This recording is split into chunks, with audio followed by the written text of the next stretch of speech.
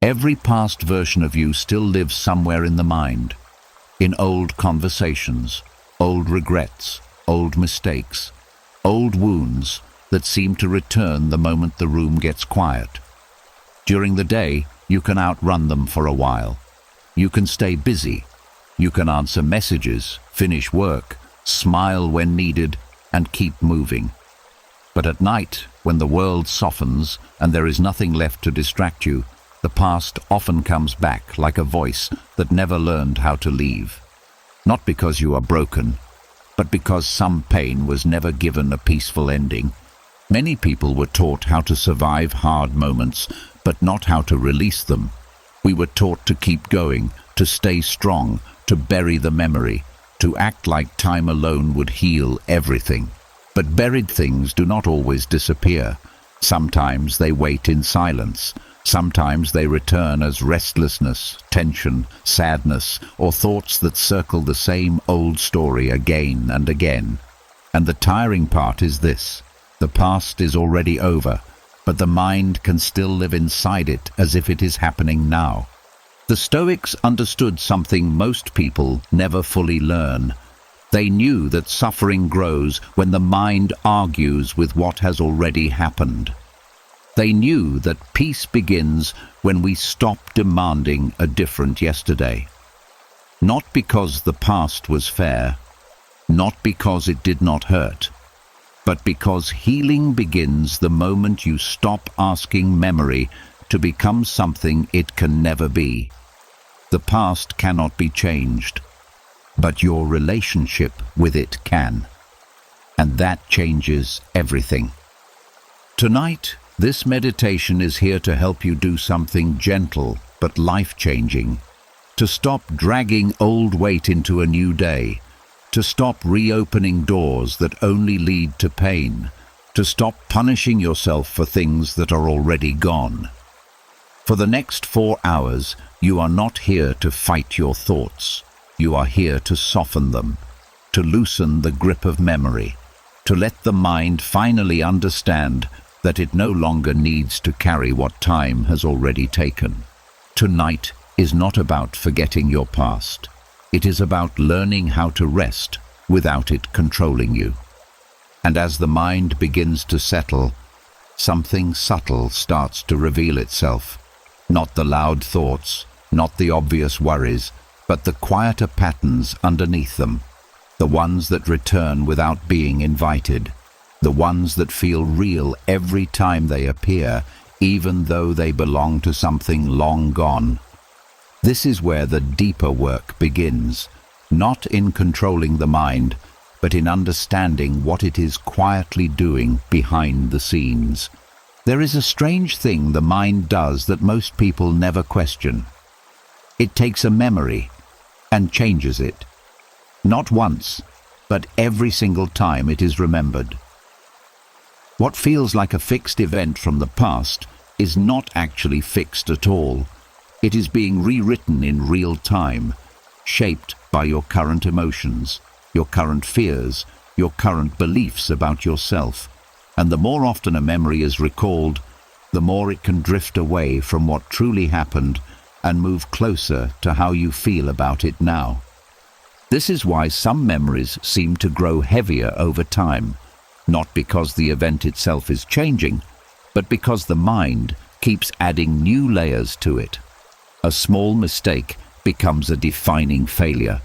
A simple rejection becomes a lifelong story of not being enough. A moment of pain becomes a permanent identity. The memory evolves, but not in a neutral way. It bends toward the emotion you attach to it. And without awareness, this process continues silently, shaping how you see yourself and the world. The Stoics understood that the mind is not always a reliable narrator. They knew that what feels true is not always what is true.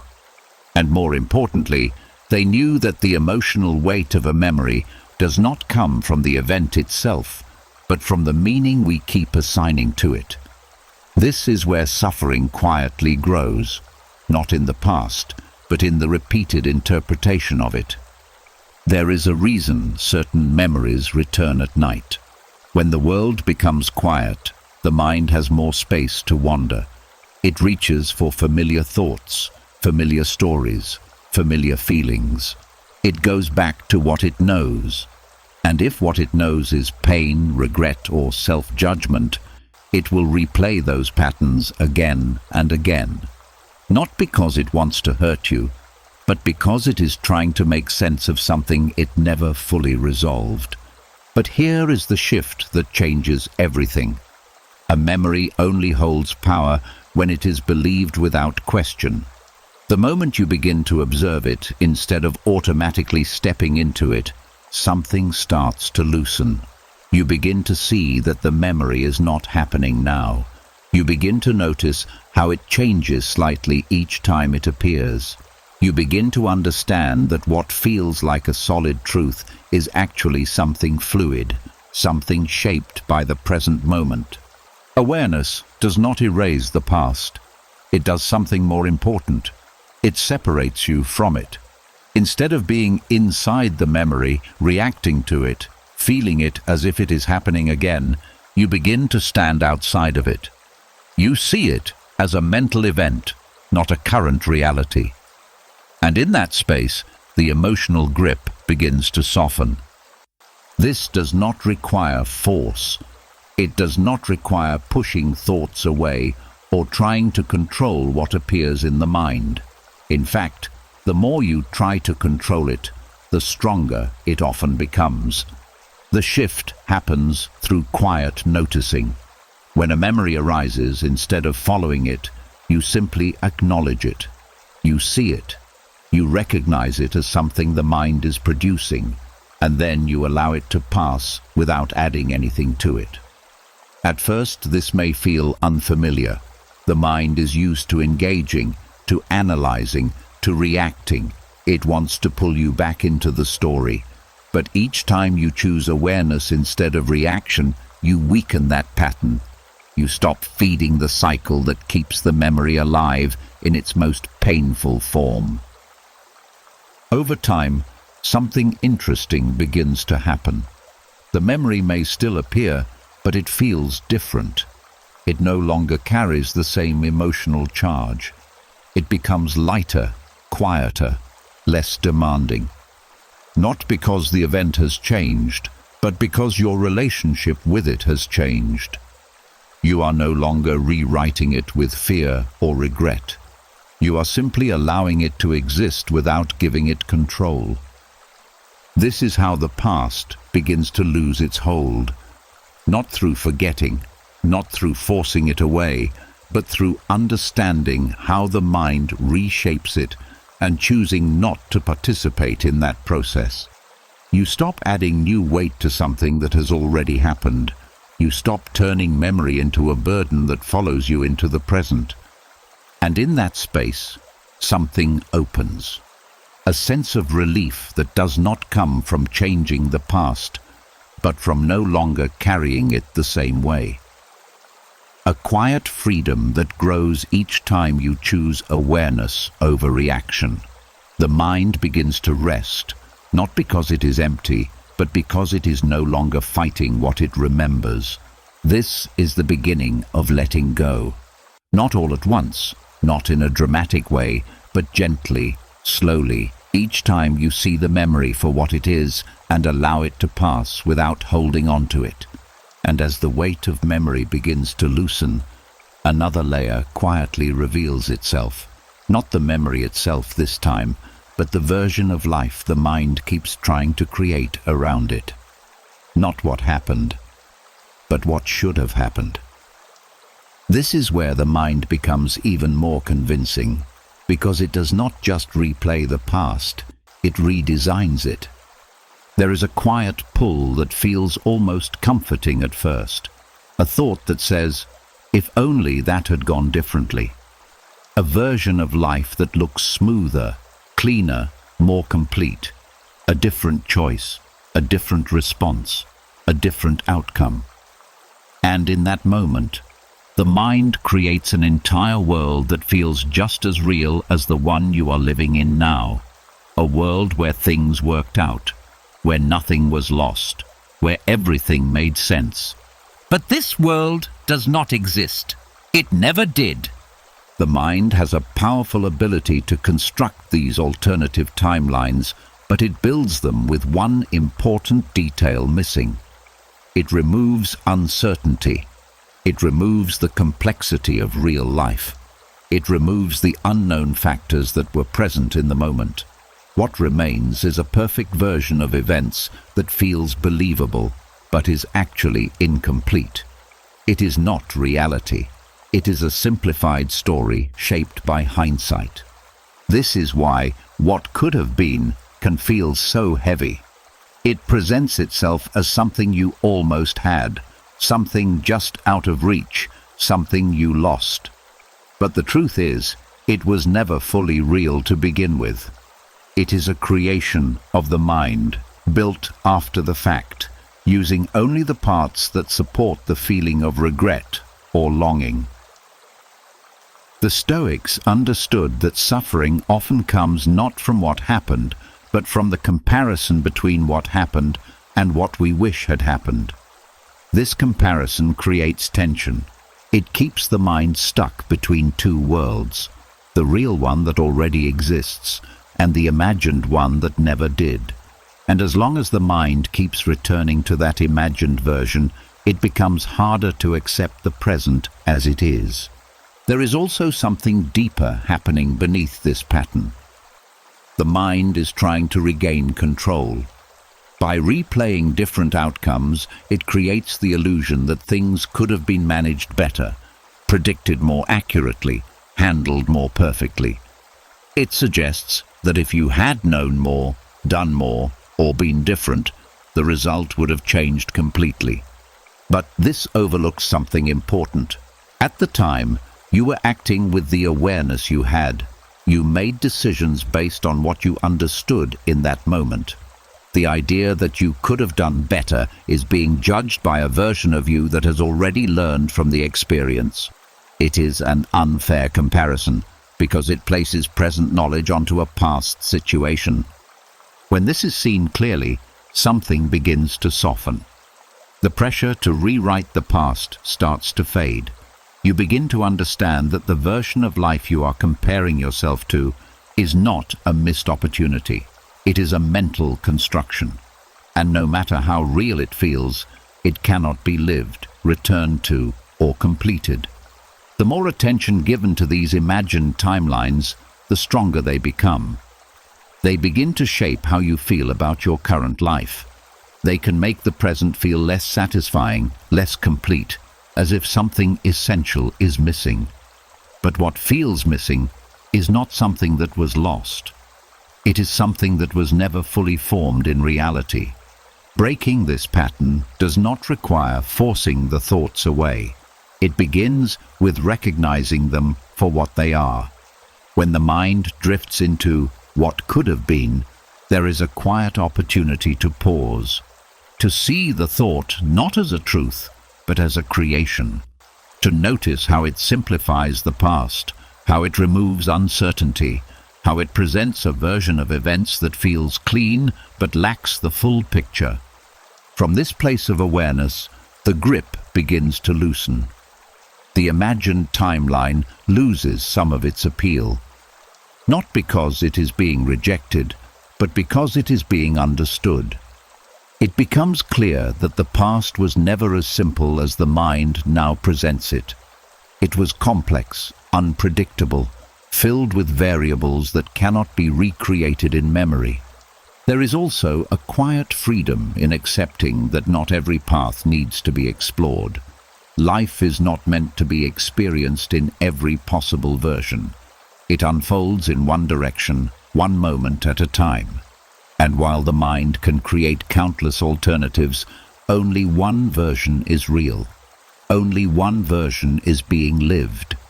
Letting go of what could have been is not about giving up on better possibilities.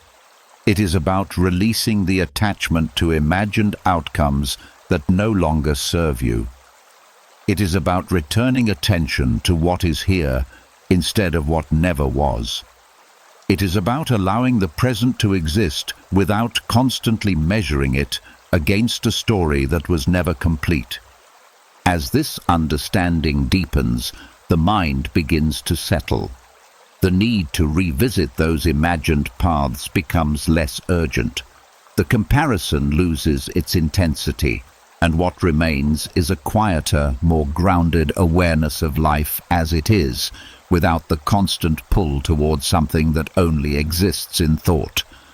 This is where peace begins to grow again, not by fixing the past or perfecting it in memory, but by stepping out of the illusion that it could have been something else entirely. And as those imagined versions of life begin to fade, something even more subtle starts to come into view. Not just the stories the mind creates, but the strange comfort it finds in holding on to them. A quiet pull that keeps returning to the same moments, the same feelings, the same weight. Not because it feels good, but because it feels familiar. There is a kind of attachment that does not look like attachment at all. It looks like reflection. It sounds like thinking things through. It feels like trying to understand. But beneath it, there is a pattern the mind has learned over time. A habit of returning to pain, not to resolve it, but to stay connected to it. Regret becomes part of this pattern.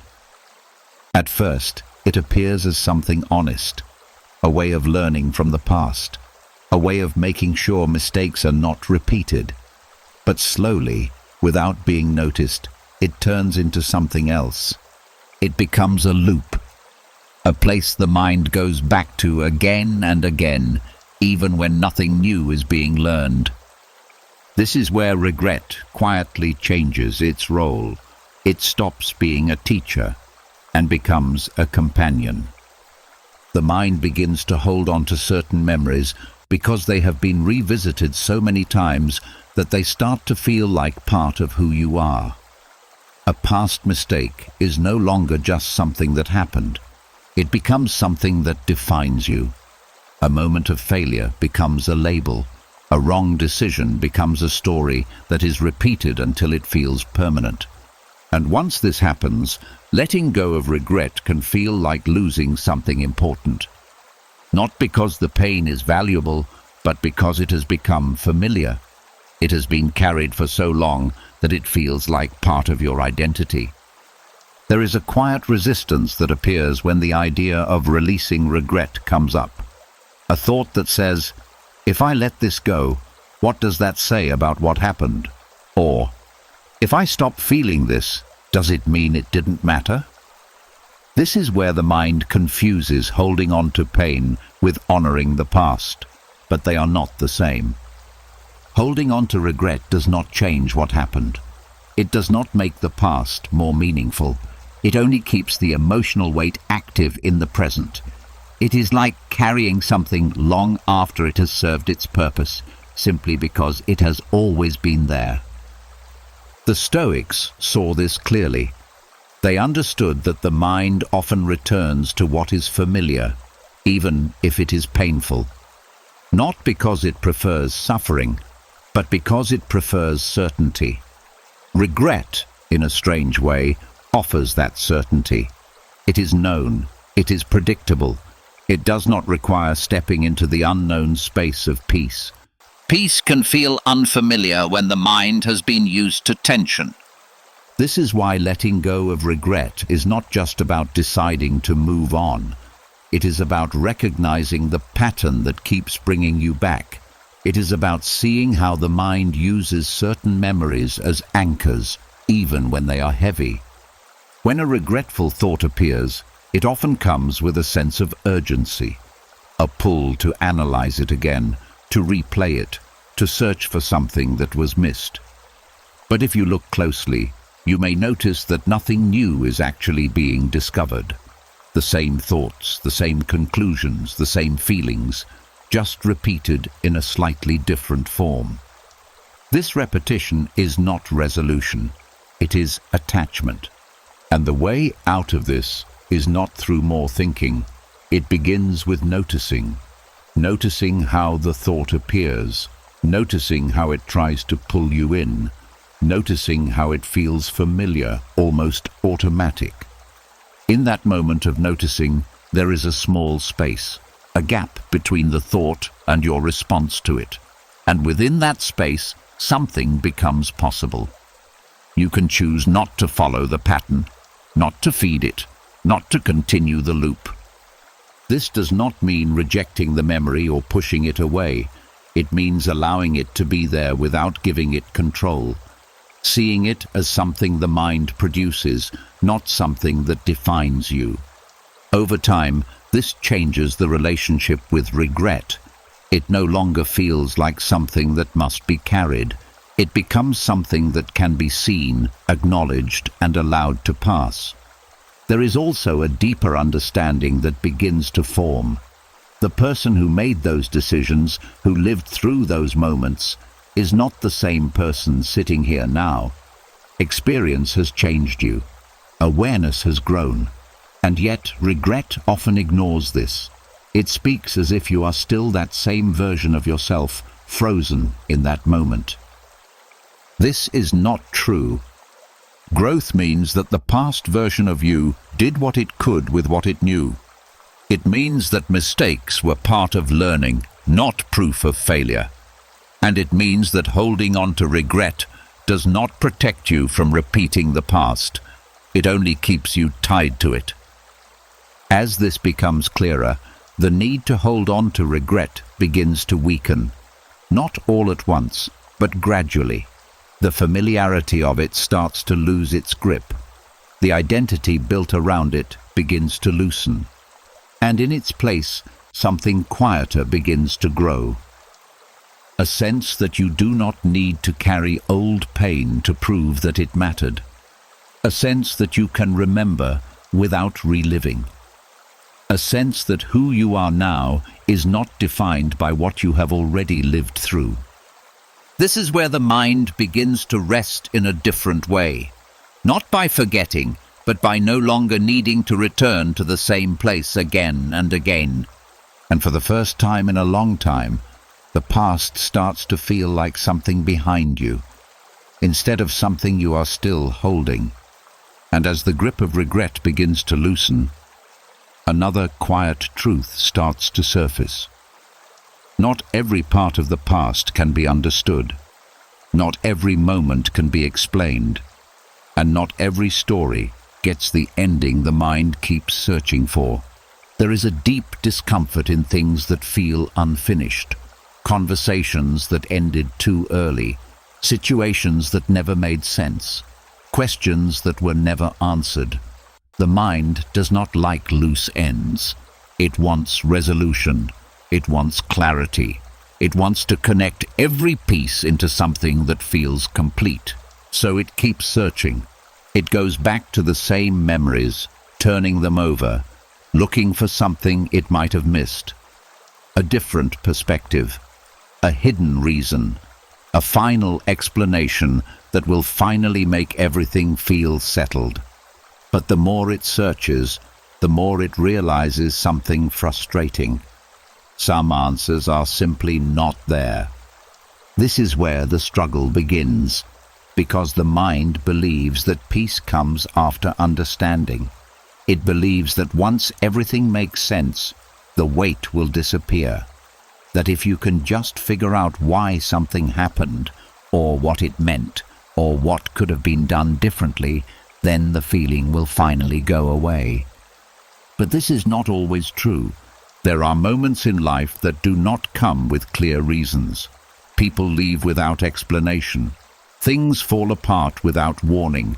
Words are said that cannot be taken back, and silence follows where closure should have been. And no matter how many times the mind returns to these moments, it cannot force them to become something they were not. The Stoics saw this as part of reality itself. Not everything is meant to be resolved. Not everything fits into a clear story. And trying to force clarity where there is none only creates more tension. It keeps the mind active, restless, always reaching for something that may never arrive. Letting the past be incomplete is not easy. It goes against the way the mind naturally works. It requires stepping away from the need to understand everything. It asks for something deeper than explanation. It asks for acceptance, not the kind of acceptance that agrees with what happened, not the kind that says it was right or fair, but the kind that recognizes that it happened and that it cannot be changed or fully explained. A quiet acknowledgement that some parts of life will remain open without a final answer. At first, this can feel uncomfortable, almost like something is being left undone, like a book that ends without a proper conclusion. The mind may resist it, trying once again to go back, to fill in the gaps, to complete the story. But if you stay with that feeling without trying to fix it, something begins to shift. You start to notice that the need for closure is not coming from the past itself. It is coming from the mind's desire to feel certain, to feel in control, to feel like everything has a clear place and meaning. When that need softens, the pressure to resolve everything begins to fade. There is a quiet relief in allowing things to remain as they are, in no longer chasing explanations that do not exist, in no longer needing every chapter to have a perfect ending.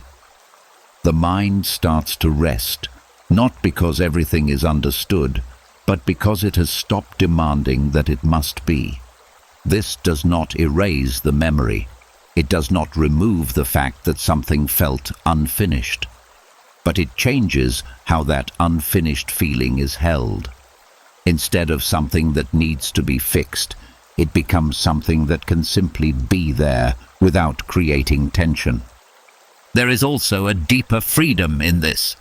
When you stop needing the past to be complete, you stop being tied to it in the same way. You are no longer waiting for something to happen before you can feel at peace. You are no longer depending on answers, apologies, or outcomes that may never come.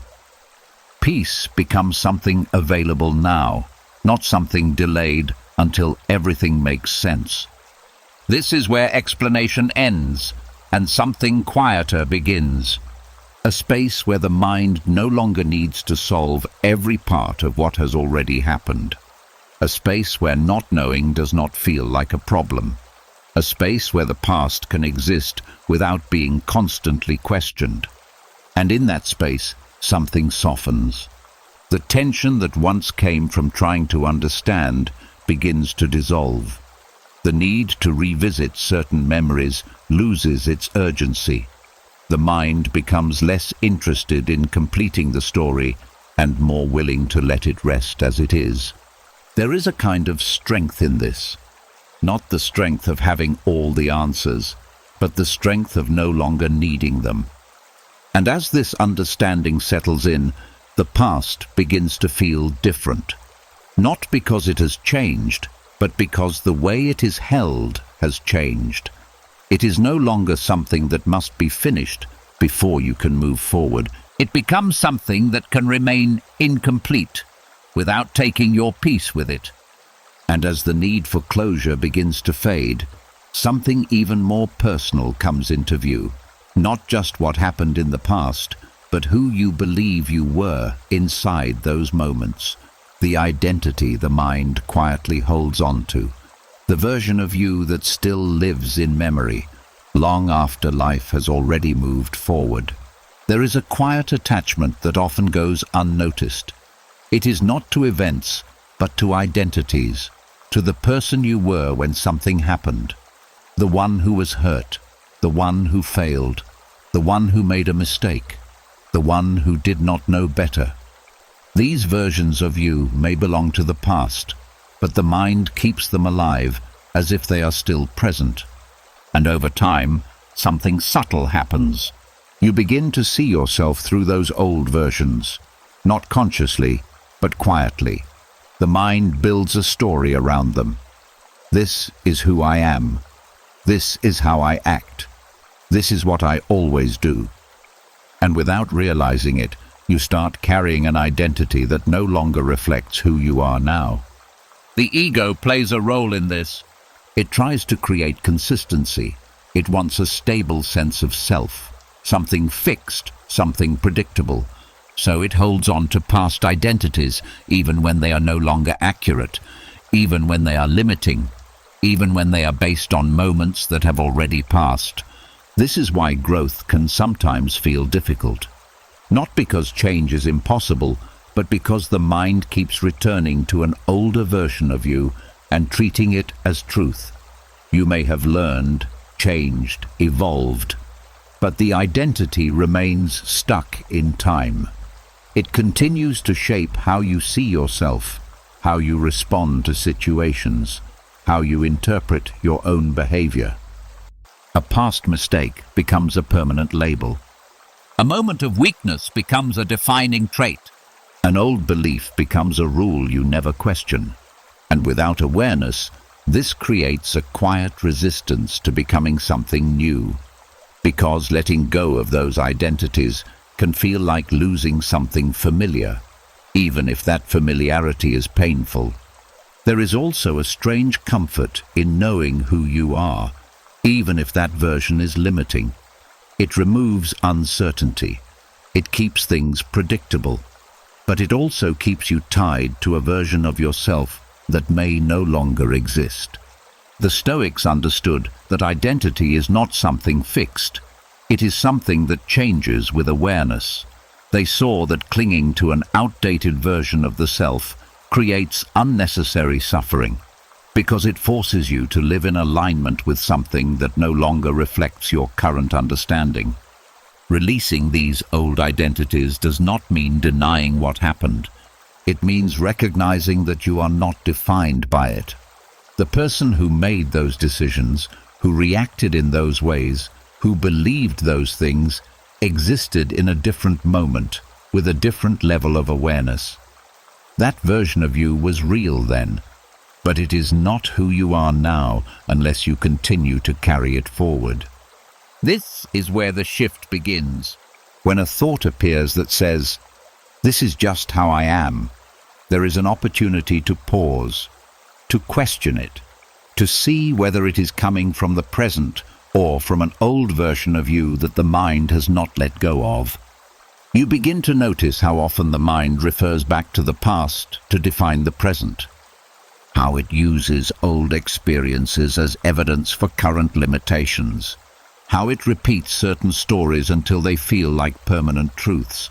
But these are not fixed truths, they are patterns, and patterns can change. Awareness creates distance between who you were and who you are now. It allows you to see that identity is not something you have to hold on to. It is something you can observe, question, and release when it no longer serves you. This does not happen all at once. There may be moments where the old identity feels strong, where the familiar thoughts return, where the mind tries to pull you back into that version of yourself. But each time you notice it, without fully stepping into it, you begin to weaken its hold. You start to experience yourself differently, not as a fixed story, but as something more fluid, more open, less defined by what has already happened. There is a quiet freedom in this, a sense that you are not limited to who you were at your lowest moments, a sense that growth is not just possible, but already happening, a sense that you do not need to carry old identities to remain connected to your past. You can remember without becoming. You can acknowledge without attaching. You can learn without defining yourself by what you learned from. As this understanding deepens, the mind becomes less rigid. It stops trying to fit you into an outdated version. It becomes more open to who you are now, in this moment, without needing to compare it to who you used to be. And in that space, something new begins to form. Not a fixed identity, but a quieter presence. One that does not need to prove anything. One that does not need to hold on to old labels. One that is free to grow without being tied to the past. This is where real change begins. Not by becoming someone completely different, but by releasing the need to remain who you no longer are. And as those old identities begin to loosen their grip, something else starts to surface from beneath them. Not who you were, but what you never said. The words that stayed inside. The conversations that never happened. The sentences that formed too late, or never found the courage to come out at all. Some of the heaviest things the mind carries are not actions, but silence. There are moments that return, not because of what was done, but because of what was left undone. A response that was held back. A truth that stayed hidden. An apology that was never spoken. A question that was never asked. These moments do not fade easily because the mind keeps trying to complete them. It replays the scene, but with new dialogue. It adds the words that were missing. It imagines how things could have gone if only something had been said differently or said at all. And each time it does this, it creates a version of the conversation that feels unfinished, still open, still waiting for closure. This is where the weight comes from, not from the silence itself, but from the mind's need to resolve it. There is a belief underneath this pattern that says, if I could just say what I didn't say, something would feel different. That the right words, spoken at the right time, would have changed everything. That the outcome would have shifted. The relationship would have healed. The misunderstanding would have cleared. But this belief is built on something uncertain. It assumes that the other person would have responded in a way that brings peace. It assumes that the situation would have unfolded differently. It assumes that the missing words were the only things standing between pain and resolution. This is not always true. Conversations involve more than one person. They are shaped by timing, emotions, circumstances, and many things outside of your control. Even if the words had been spoken, there is no guarantee they would have created the result the mind now imagines. Yet the mind continues to return to these moments, trying to rewrite them. It creates detailed versions of what could have been said. It builds entire dialogues that never happened. It fills in the silence with imagined responses, and for a moment, it can feel real, as if the conversation is finally being completed. But when the thought fades, the feeling often remains, because nothing has actually been resolved. The conversation did not happen. The moment has passed, and the mind is left with the same sense of incompleteness it started with. This is where awareness becomes important. To see that these imagined conversations are not solutions, but extensions of the same pattern. They keep the mind engaged with something that cannot be changed. They create the feeling of movement, but do not lead to actual resolution. Releasing unspoken words does not mean pretending they did not exist. It means recognizing that the moment to say them has passed. It means accepting that some things remain unsaid, not because they were unimportant, but because life does not always give space for every thought to be expressed. There is also a deeper layer to this.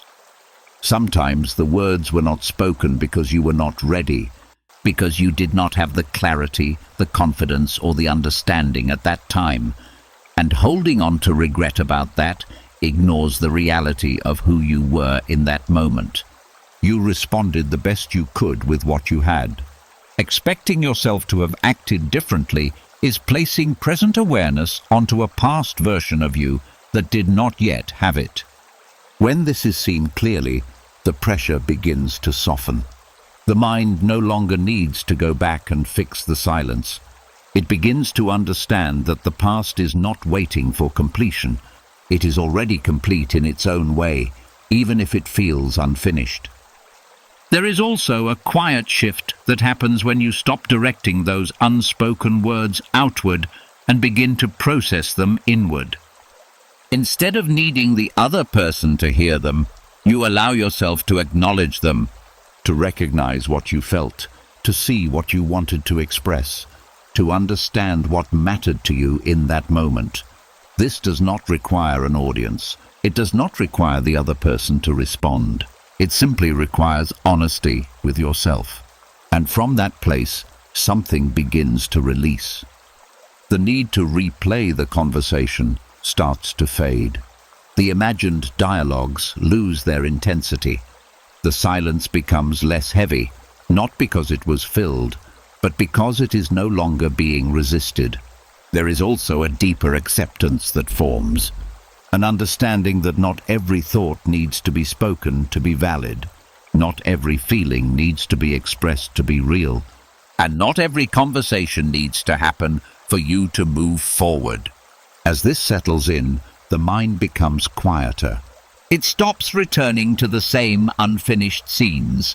It stops trying to complete what has already passed.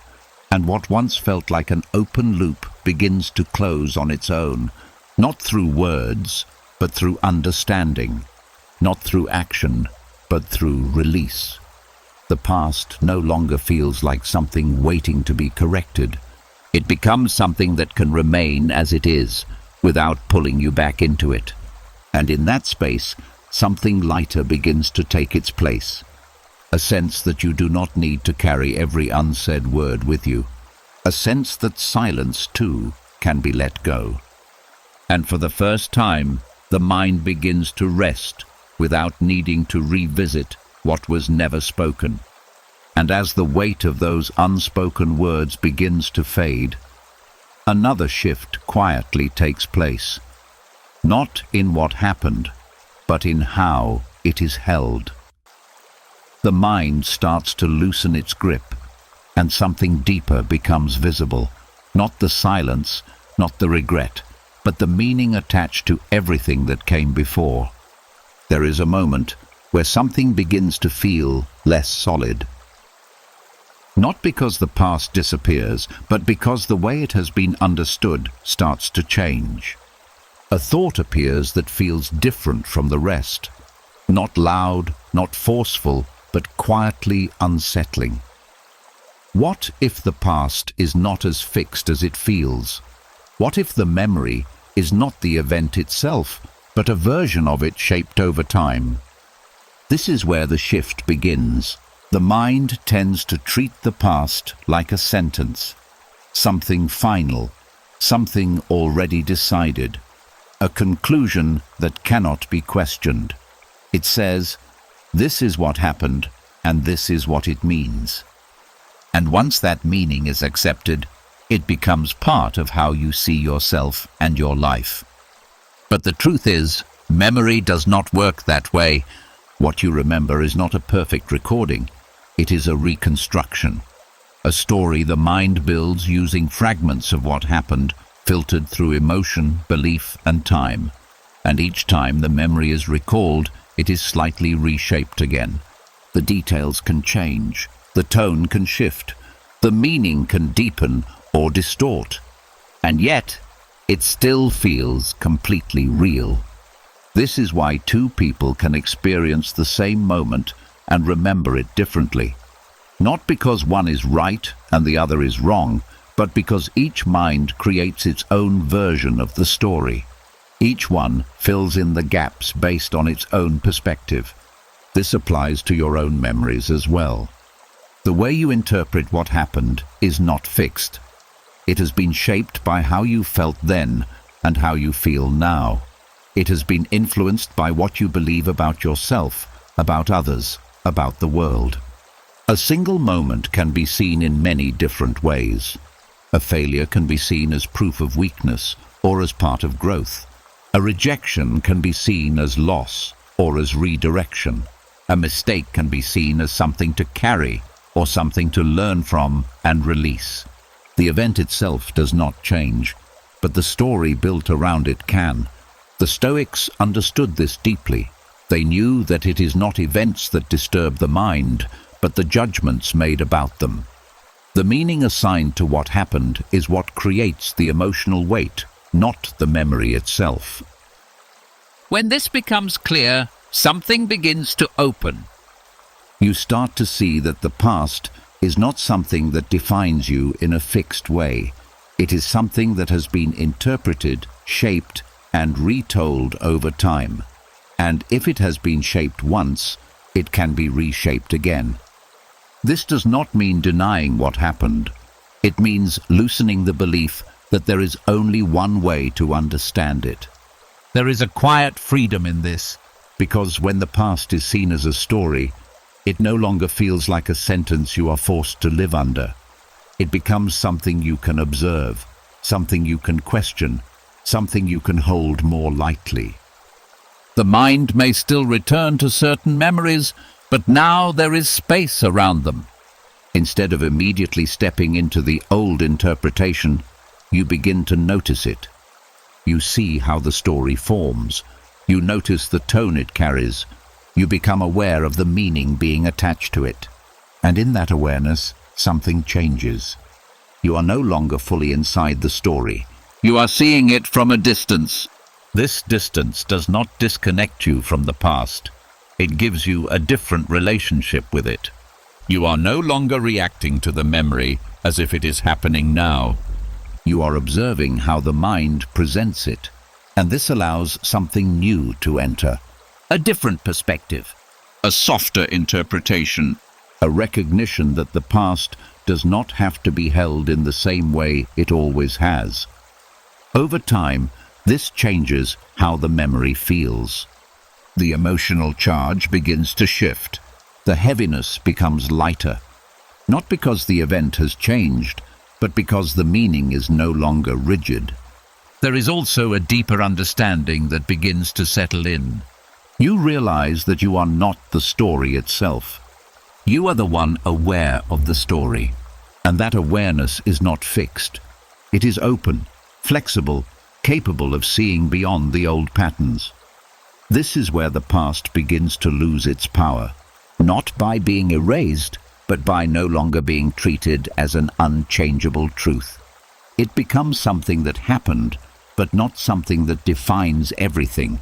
Something that can be remembered, but not something that controls how you feel in the present. And in that space, something quiet and steady begins to grow. A sense that you are not bound by the meaning the mind once created. A sense that the past can exist without shaping every part of who you are now. A sense that the story can be held without becoming a sentence you have to live by. And as this understanding deepens, the mind becomes less rigid, less attached, less pulled back into the same interpretations. It begins to rest in something simpler. Something more open. Something that allows the past to be what it is, without needing it to be anything more. And as the past begins to feel less like a fixed sentence, and more like a story that can soften, another layer quietly comes into focus. Not just how the past is remembered, but how it continues to show up in the present. Not as events, but as feelings that seem to belong to now, even when they do not. There are moments where something small happens, and the reaction feels bigger than the situation itself. A tone of voice, a look, a delay in response. And suddenly, there is tension, a tightening in the chest, a rush of emotion that does not seem to match what is actually happening. It feels real. It feels immediate. It feels like now. But often, it is not coming from now. These are emotional echoes. They are not the original event, but the residue of it. Feelings that were once tied to a past experience, returning in the present when something reminds the mind of what happened before. And because they appear so quickly, they can be mistaken for a direct response to what is happening in front of you. This is where confusion begins. The mind blends the past with the present so smoothly that it becomes difficult to tell the difference. A current moment becomes charged with old meaning. A simple situation becomes heavy with something that does not fully belong to it. The Stoics understood that perception is not always clear. They knew that the first reaction is not always accurate, that what appears to be happening is often shaped by what has already been experienced. This is why awareness becomes so important. To pause, even briefly, and ask a simple question. Is this feeling coming from what is happening now, or from something that has happened before? This question creates space. Because when you begin to look closely, you may notice something subtle. The present moment is often simpler than the reaction it creates. What is actually happening is just a situation, a word, a silence, a gesture. But the emotional response carries something more. It carries memory. It carries past associations. It carries patterns the mind has learned over time. And when these patterns are not recognized, they continue to repeat themselves. The same type of situation triggers the same type of feeling. The same emotional response appears, even when the context is different. And without awareness, it feels like life keeps bringing the same experiences again and again. But what is really happening is that the mind is responding to echoes, not just reality. Learning to distinguish between the two changes everything, because it allows you to see the present more clearly. Instead of reacting immediately, you begin to observe. You notice the feeling as it arises. You feel it in the body. You recognize its intensity. But instead of assuming it belongs to the current moment, you stay with it. You watch it. And in that watching, something becomes clearer. The feeling begins to separate from the situation. You start to see that the reaction is larger than what is happening, that it carries something older, something familiar, something that has been felt before. This does not make the feeling wrong. It does not make it invalid. It simply shows that it may not be entirely about the present. This understanding brings a kind of calm, because when you know that not everything you feel is directly caused by what is happening now, you no longer have to react with the same urgency. You can allow the feeling to be there without immediately acting on it. You can let it pass through without attaching it to the current moment. And as this becomes a practice, the mind begins to change. It becomes less reactive, less quick to assume, less likely to merge past and present into one experience. The present begins to feel lighter, more neutral, more grounded in what is actually happening. There is also a deeper shift that takes place. You begin to trust that not every emotional wave needs to be followed, that feelings can arise without needing to define the moment, that you can experience them without becoming them. And this creates a new kind of stability, not the absence of emotion, but the ability to remain steady within it, to feel without being pulled away from the present, to respond instead of react. Over time, the echoes lose their strength, not because they disappear completely, but because they are no longer being mistaken for reality. They are seen for what they are: remnants, impressions, old energy moving through the mind, and the present becomes clearer because of it, simpler, quieter, less influenced by what has already passed. This is where the mind begins to rest in a deeper way, not by controlling thoughts or emotions, but by understanding them, by seeing the difference between what is here now and what is being remembered. And in that clarity, something settles. The need to react softens. The confusion fades. And what remains is a quiet awareness of the moment as it is, without the weight of everything it is not. And as the line between past echoes and present reality becomes clearer, another pattern begins to reveal itself, one that feels logical on the surface, even responsible, but underneath, it quietly keeps the mind tied to what has already happened.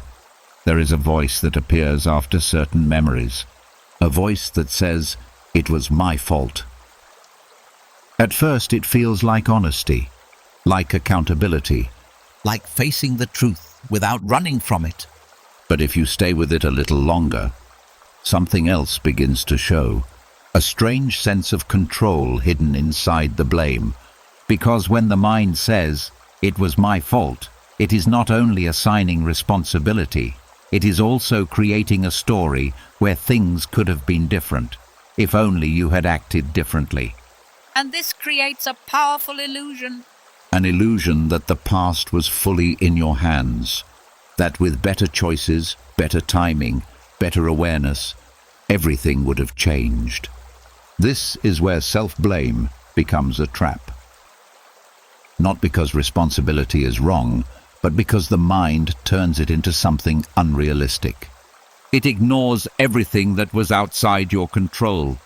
The other people involved, the circumstances, the unknown factors, The emotions present at the time. it reduces a complex moment into a single conclusion. You should have known. You should have done better. You should have seen it coming. But this judgment is coming from a place that did not exist back then.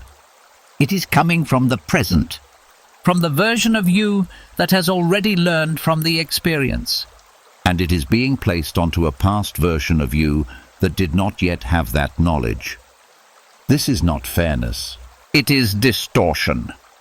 The Stoics understood that control is limited, That not everything that happens is within your power. and more importantly, they understood that peace comes from recognizing that limit, not from trying to rewrite it. Self-blame tries to cross that limit. It tries to take ownership of things that were never fully yours to control. Because if everything was your fault, then everything could have been fixed. And that idea, strangely, feels safer than accepting that some things were never in your hands. Because accepting that means letting go. Letting go of the idea that you could have prevented it. Letting go of the belief that you had complete control. Letting go of the hope that by replaying it enough times, you can somehow change it. This is where the discomfort lies. Because control, even in the form of blame, can feel stabilizing. It gives the mind something to hold on to, a reason, a cause, a sense of order. But it also keeps the mind stuck. It keeps returning to the same moment, trying to fix something that is already over. Trying to correct something that cannot be corrected. And each time it does this, it reinforces the belief that the past is still within reach, that it can still be changed, That you just need to figure out what you did wrong. but the past is not waiting to be fixed. It has already moved. What remains is only the interpretation of it. And when that interpretation is built on constant self-blame, it creates a weight that does not need to be carried. This is where awareness creates a shift, not by denying responsibility, but by seeing it clearly, by recognizing what was within your control and what was not, by understanding that you acted with the awareness you had at that moment, that decisions were made based on what you knew, what you felt, what you could see at the time. Not based on what you know now. There is a difference between learning and blaming. Learning allows growth. Blaming keeps you tied to the same place. Learning says, "This is what I understand now." Blaming says, I should have been different back then. And that expectation is impossible, because the person you were then did not yet have what you have now. When this becomes clear, something begins to soften. The harshness of self-judgment starts to fade. The need to keep revisiting the same moment begins to weaken, because the mind no longer sees it as something that needs to be corrected. It sees it as something that has already served its purpose, A point of learning. not a place to stay. There is also a deeper release that comes with this. An understanding that not everything can be controlled, and that this is not a failure. It is part of being human.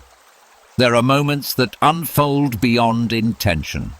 Situations that could not have been predicted. Outcomes that were shaped by more than just your actions. And recognizing this does not remove your strength. It restores balance. It allows you to stand in the present without carrying unnecessary weight from the past. To move forward without needing to constantly justify what has already happened. To see yourself not as someone who failed to control everything, but as someone who is learning to understand what was never meant to be controlled in the first place. And in that understanding, something shifts. The grip of self-blame loosens. The illusion of control fades, and what remains is something quieter, a sense of clarity, a sense of acceptance, a sense that the past does not need to be rewritten for you to be at peace with it.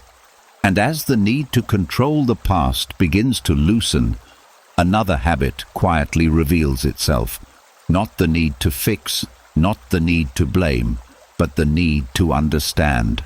The quiet belief that if you could just figure everything out, something inside you would finally settle. There is a subtle tension that lives in unanswered questions. Why did it happen that way? Why did they act like that? Why didn't it turn out differently? The mind circles these questions, not out of curiosity alone, but out of a deeper hope. That clarity will bring peace. That once everything makes sense, the feeling will fade.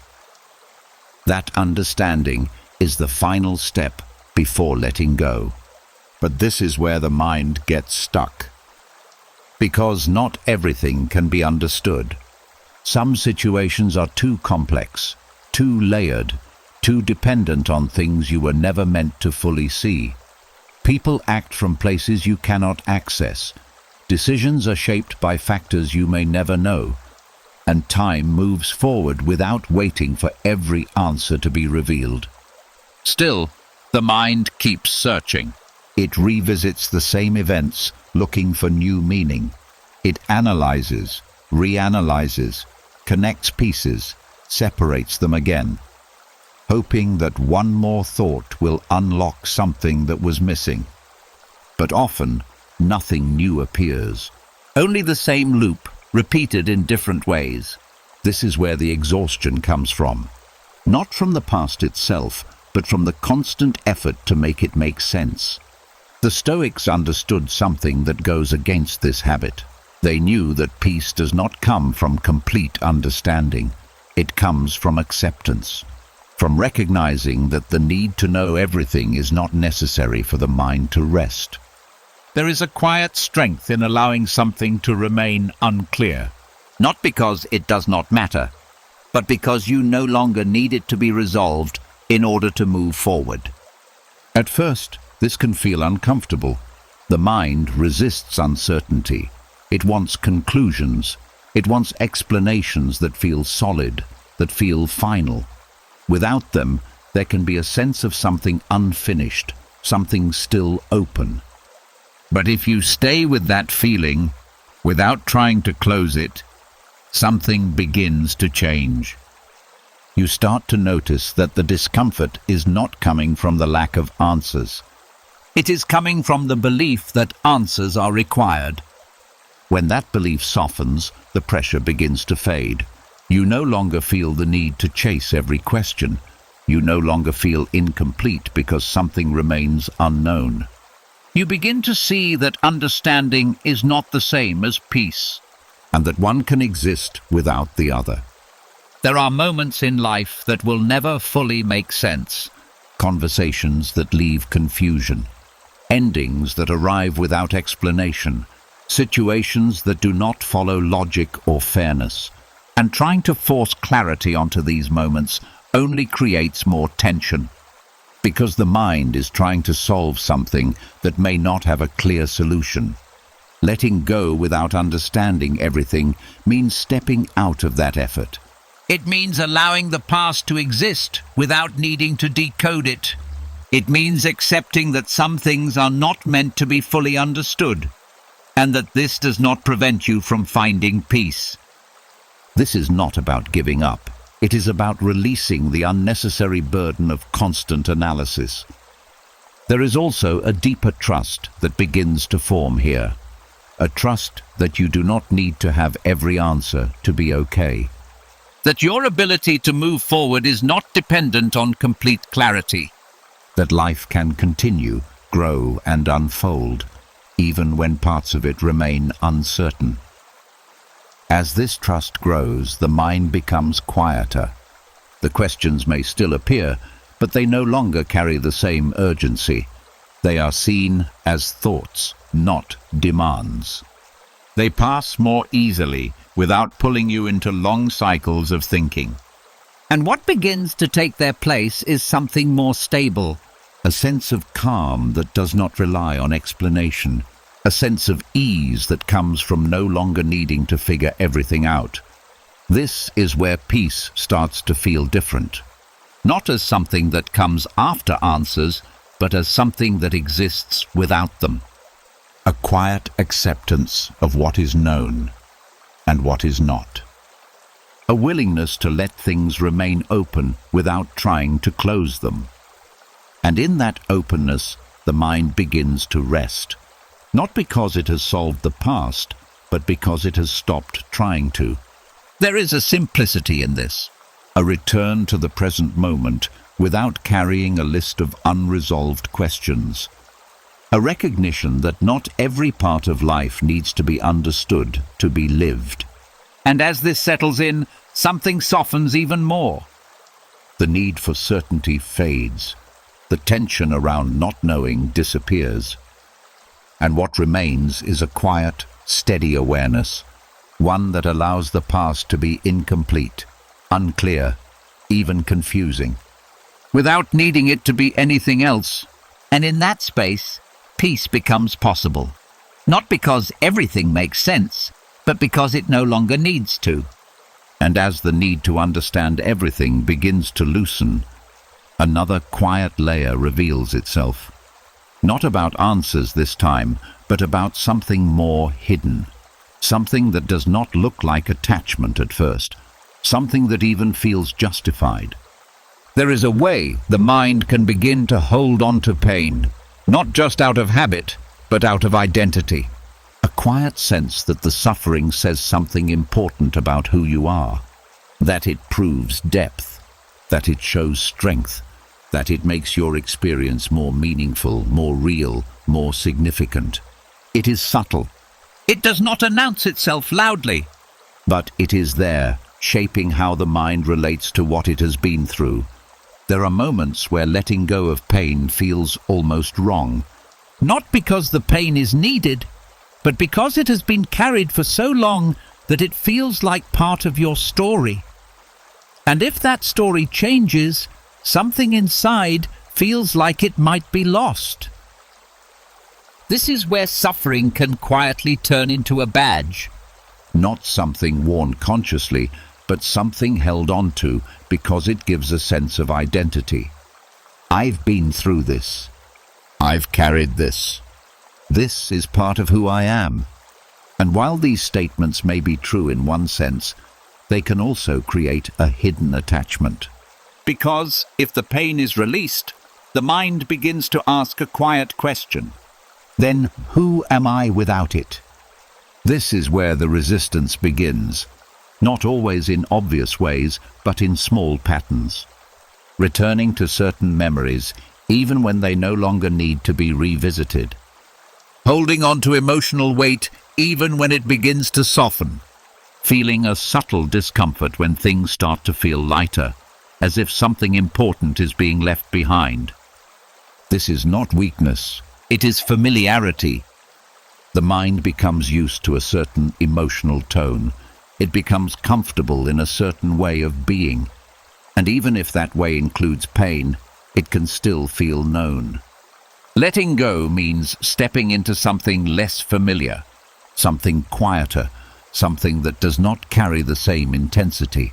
And sometimes that quiet can feel strange at first. The Stoics understood that identity built on suffering can keep a person tied to the past, not because the past is still happening, but because it is still being used to define the present.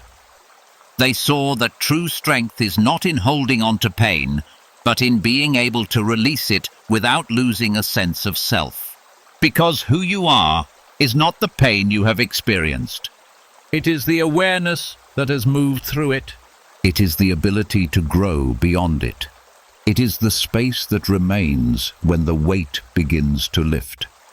There is also a quiet shift that happens when you begin to see this pattern. You notice how the mind returns to certain stories, not just to process them, but to reinforce them. You notice how certain emotions are held on to longer than necessary. You begin to recognize that the attachment is not to the event itself, but to what it represents. And once this is seen, something begins to change. The need to carry the pain as proof begins to fade. The idea that suffering must be held to remain meaningful begins to soften. You start to understand that meaning is not lost when pain is released. If anything, it becomes clearer, because the lessons remain even when the weight does not. The experience remains, even when the emotional charge fades. And what is left is something more stable, something that does not depend on holding on to what hurt. There is also a deeper freedom in realizing that you do not need to prove anything through suffering. You do not need to show depth by carrying pain. You do not need to define yourself by what you have endured. You can acknowledge it, learn from it, and still allow yourself to move beyond it. This does not erase what happened. It simply changes how it is held. And as this shift deepens, the mind begins to relax in a different way. It no longer needs to revisit the same emotional patterns to feel connected to the past. It no longer needs to hold on to pain to maintain a sense of identity. It begins to experience itself more openly, less defined by what has been carried, more grounded in what is present now. And in that space, something new begins to emerge, a sense of self that is not built on suffering. A sense of presence that does not rely on past pain. A quiet strength that comes not from holding on, but from knowing you no longer need to. And for the first time, letting go does not feel like losing something important. It feels like returning to something lighter, something more natural, something that was always there beneath the weight, waiting to be experienced without the need to carry what no longer needs to be held. And as the grip of pain begins to loosen, another feeling quietly rises to the surface. Not resistance in the usual sense, not attachment that feels obvious, but something deeper, something more emotional. A hesitation, A pause. A quiet fear that does not always have words. because letting go is not always experienced as freedom at first.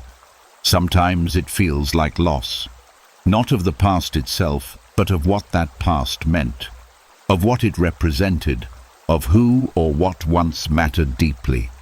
There is a hidden belief that often goes unnoticed. That if you truly move on, you are leaving something behind in a way that feels disloyal. That if the pain softens, it somehow means the experience mattered less. That if you stop thinking about it, feeling it, carrying it, then you are forgetting it. And that can feel like a kind of betrayal. This is where the mind becomes conflicted. Part of you wants peace, part of you wants to rest, but another part holds back because it equates holding on with honoring what happened. It believes that remembering deeply, feeling intensely, and carrying the weight is a way of staying connected. Connected to a person, connected to a moment, connected to a version of life that once felt real. And so, even when the opportunity to let go appears, there is a quiet resistance. Not because you want to suffer, but because you do not want to lose what mattered. This is where the fear of moving on begins. It is not always loud. It does not always say, "Do not let go." Instead, it shows up in small ways. A return to old thoughts just when things begin to feel lighter. A hesitation when peace starts to settle in. A subtle pull back into memory, as if something is being left behind too quickly. But here is the deeper truth. Letting go is not the same as forgetting. It is not the same as erasing. It is not the same as saying something did not matter. What mattered still matters. What was real is still real. What was felt does not disappear. Letting go simply changes how it is carried. The Stoics understood that attachment to pain is not the same as respect for the past. They saw that clinging to emotional weight does not preserve meaning. It only preserves suffering. And that meaning can exist without the need to hold on to what hurts. There is a quiet shift that happens when this is seen clearly. You begin to understand that moving on does not break the connection. It transforms it. It allows the memory to remain without the heaviness. It allows the experience to stay without the need to relive it. It allows what mattered to continue without tying it to pain. This does not diminish the past. It honors it in a different way, a calmer way, a more stable way. Because what truly mattered was never the suffering itself. It was the connection, the experience, the presence of something meaningful in your life. And those things do not disappear when the pain softens. They remain, but in a form that no longer weighs you down. There is also a deeper realization that begins to emerge. Holding on does not keep something alive. It only keeps the feeling of it active in the present. And sometimes that feeling no longer reflects what was truly there. It becomes shaped by repetition, by memory, by interpretation. It changes over time. But the essence of what mattered does not need to be held in that way. It can exist quietly, without constant attention, without emotional strain, without needing to be revisited again and again. As this becomes clearer, the fear begins to soften. The idea that letting go is a betrayal starts to fade. Because you begin to see that you are not leaving anything behind. You are simply allowing it to rest. You are allowing yourself to carry it differently. Without tension, without resistance, without the need to prove that it mattered, by continuing to feel the weight of it. And in that space, something opens. A sense of permission. Permission to feel peace without guilt. Permission to move forward without feeling disloyal. Permission to exist in the present without being pulled back by the past. This is where the mind begins to relax in a deeper way, because it no longer feels torn between holding on and letting go. It understands that both can exist at the same time, that you can remember without being trapped, that you can care without carrying, that you can move forward without losing what once mattered. And as this settles in, the path ahead begins to feel lighter. Not because the past has been erased, but because it no longer needs to be held in a way that prevents you from living fully now. And for the first time, moving on does not feel like a loss. It feels like a quiet continuation of everything that mattered, without the weight that no longer needs to be carried. And as the fear of moving on begins to soften, another quiet realization starts to take shape. Not about what you're holding on to, but about what you've been waiting for. The belief that, given enough time, everything will eventually fade on its own. There is a common idea that time heals. That if you just wait long enough, the pain will disappear. That distance from the past will naturally bring peace. And in some ways, time does create space. It moves events further away. It changes circumstances. It softens certain edges. But it does not, on its own, resolve what the mind continues to carry. Because time passes. But the mind can stay in the same place. A memory from years ago can feel as present as something that happened yesterday. a moment can still trigger the same reaction, the same emotion, the same pattern. Not because time has failed, but because the mind has not fully seen what it is holding. This is where the difference becomes clear. Time creates distance. Awareness creates release. Without awareness, time simply adds layers. The same thoughts repeat, just spaced out differently. The same emotions return, just in new situations. The same patterns continue, even as life moves forward. It can feel like healing is happening, but often it is just the passage of time without true change in how things are understood. The Stoics recognized this deeply. They did not rely on time to resolve inner conflict. They practiced observation. They trained the mind to look at itself, to see how it reacts, how it interprets, how it attaches meaning to what has already happened. Because they understood that suffering is not stored in time. It is stored in how the mind continues to engage with what has passed. This is where awareness becomes the turning point. Not as something complicated, but as something simple and direct. A noticing, a willingness to see what is happening inside without immediately trying to change it. When a thought appears, instead of following it, you observe it. When an emotion rises, instead of resisting it, you feel it. When a memory returns, instead of replaying it, you recognize it. This small shift changes everything, because now you are no longer inside the pattern. You are seeing it. And in that seeing, something begins to loosen.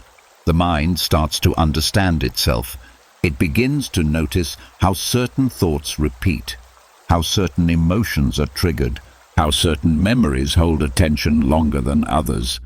And as this understanding grows, the patterns begin to weaken. Not because they are being forced away, but because they are no longer being fed in the same way. This is the difference between waiting and observing. Waiting assumes that something outside of you will create change. Observing allows change to happen from within. It brings light to what was previously automatic. It reveals what was hidden in habit. And once something is clearly seen, it does not hold the same power. There is also a deeper shift that happens here. You stop relying on time as the solution. You stop thinking, one day this will go away.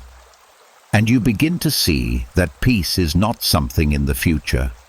It is something available in the present, through how you relate to what is happening inside. This does not mean everything disappears instantly. Some thoughts may still return, some emotions may still arise, but your relationship with them changes. You no longer see them as problems to solve. You see them as experiences to observe. And this removes a layer of struggle, because you are not trying to force the mind into a certain state. You are allowing it to unfold while remaining aware of it. Over time, this creates a natural quiet. The mind becomes less reactive, less caught in loops, less attached to what it produces. Not because time has passed, but because awareness has deepened.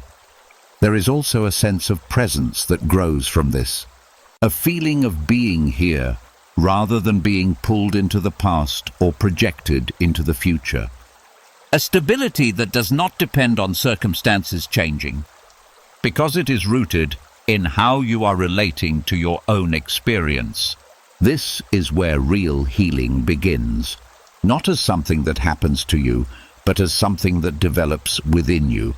A shift from waiting for things to get better, to seeing clearly what is already here. And in that clarity, the mind begins to rest. Not because time has taken something away, but because awareness has allowed it to be released. And as this settles in, the need to wait begins to fade. Because you realize something simple but powerful. You are not dependent on time to feel at peace. You are learning how to meet your own mind in a way that allows peace to arise, right now, without delay, without conditions. without needing the past to change. And in that moment, something quiet and steady begins to take its place. A kind of stillness that does not come from time passing, but from finally seeing what has been there all along and no longer needing to hold on to it. And as awareness begins to replace waiting, another pattern quietly steps into view. Not just how the mind holds on to the past, but how it keeps returning to it, even when things seem settled, even when you thought you had moved on. There are moments when something old suddenly comes back. A memory you haven't thought about in a long time. A feeling that seems to appear without warning. A thought that says, "Why am I thinking about this again?" It can feel confusing, almost frustrating, as if the mind is reopening something that was already closed. But here is what often goes unnoticed. The mind does not see doors the way you do. What feels finished to you may still be active in the patterns of the mind, not because it is trying to hold you back, but because it is responding to something familiar. A sound, a place, a tone in someone's voice, a small detail that resembles something from the past. And suddenly, without effort, the memory returns. This is not random. It is how the mind connects experiences. It links the present to the past through similarity. And when something in the present matches something from before, the mind brings that old memory forward as if it is relevant again. This is where it can feel like a closed door has been reopened. But in reality, the door was never fully closed. It was simply not being triggered. The Stoics understood that the mind moves through associations, that it responds to impressions, not just events, and that without awareness, these impressions can pull you back into old patterns without you even noticing how it started. This is why certain memories seem to return at unexpected times, not because they are unresolved in the way the mind assumes, but because something in the present has quietly activated them. Understanding this changes how you relate to it, because instead of seeing the memory as something that needs to be solved again, you begin to see it as a response, a signal, a pattern that has been triggered. And this removes some of the confusion. It becomes less about, "Why is this happening again?" and more about, "What is bringing this up right now?" There is also another layer to this. The mind has a habit of feeding what it focuses on. When a memory appears, attention moves toward it. You start to think about it, to analyze it, to follow it, and without realizing it, you are giving it energy. The more attention it receives, the more it expands, the more detailed it becomes, the more real it feels. This is how a brief thought turns into a long loop, not because the memory is strong on its own, but because it is being sustained. This is where the pattern continues, Not in the initial appearance of the memory. but in what happens next. This is the point where awareness becomes the difference. When a memory arises, there is a moment before you fully engage with it, a small gap. And in that gap, something is possible. You can notice it. You can recognize it as a thought. You can see that it has been triggered. And instead of following it, you allow it to pass. This does not mean pushing it away. It does not mean resisting it. It means not adding anything to it, not continuing the story, not giving it more attention than it already has. At first, this may feel unnatural. The mind is used to engaging, used to completing the loop, used to going deeper into whatever appears.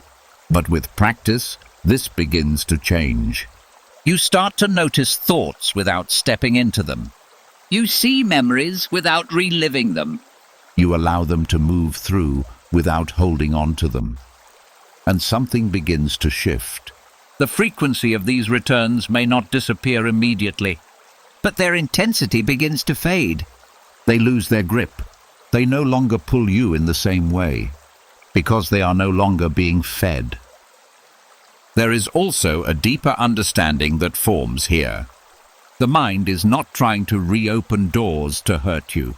It is simply following patterns, responding to what feels familiar, repeating what has been repeated before. And once this is seen, there is less frustration, less resistance, More clarity. You stop seeing the memory as a problem, and you begin to see it as something passing through, Something that does not need to be held. something that does not need to be completed, something that does not need to define the present. As this awareness deepens, the mind becomes quieter. Not because thoughts stop, but because they are no longer being followed in the same way. The doors that once felt like they were constantly reopening Begin to stay closed. not by force, but by lack of attention. And in that space, something settles. A sense that you are no longer being pulled back into the same places. A sense that the mind is no longer revisiting what it has already moved through. A sense that the past can appear without becoming something you step into again. And for the first time, the mind begins to feel still. Not because nothing arises, but because nothing needs to be held onto when it does.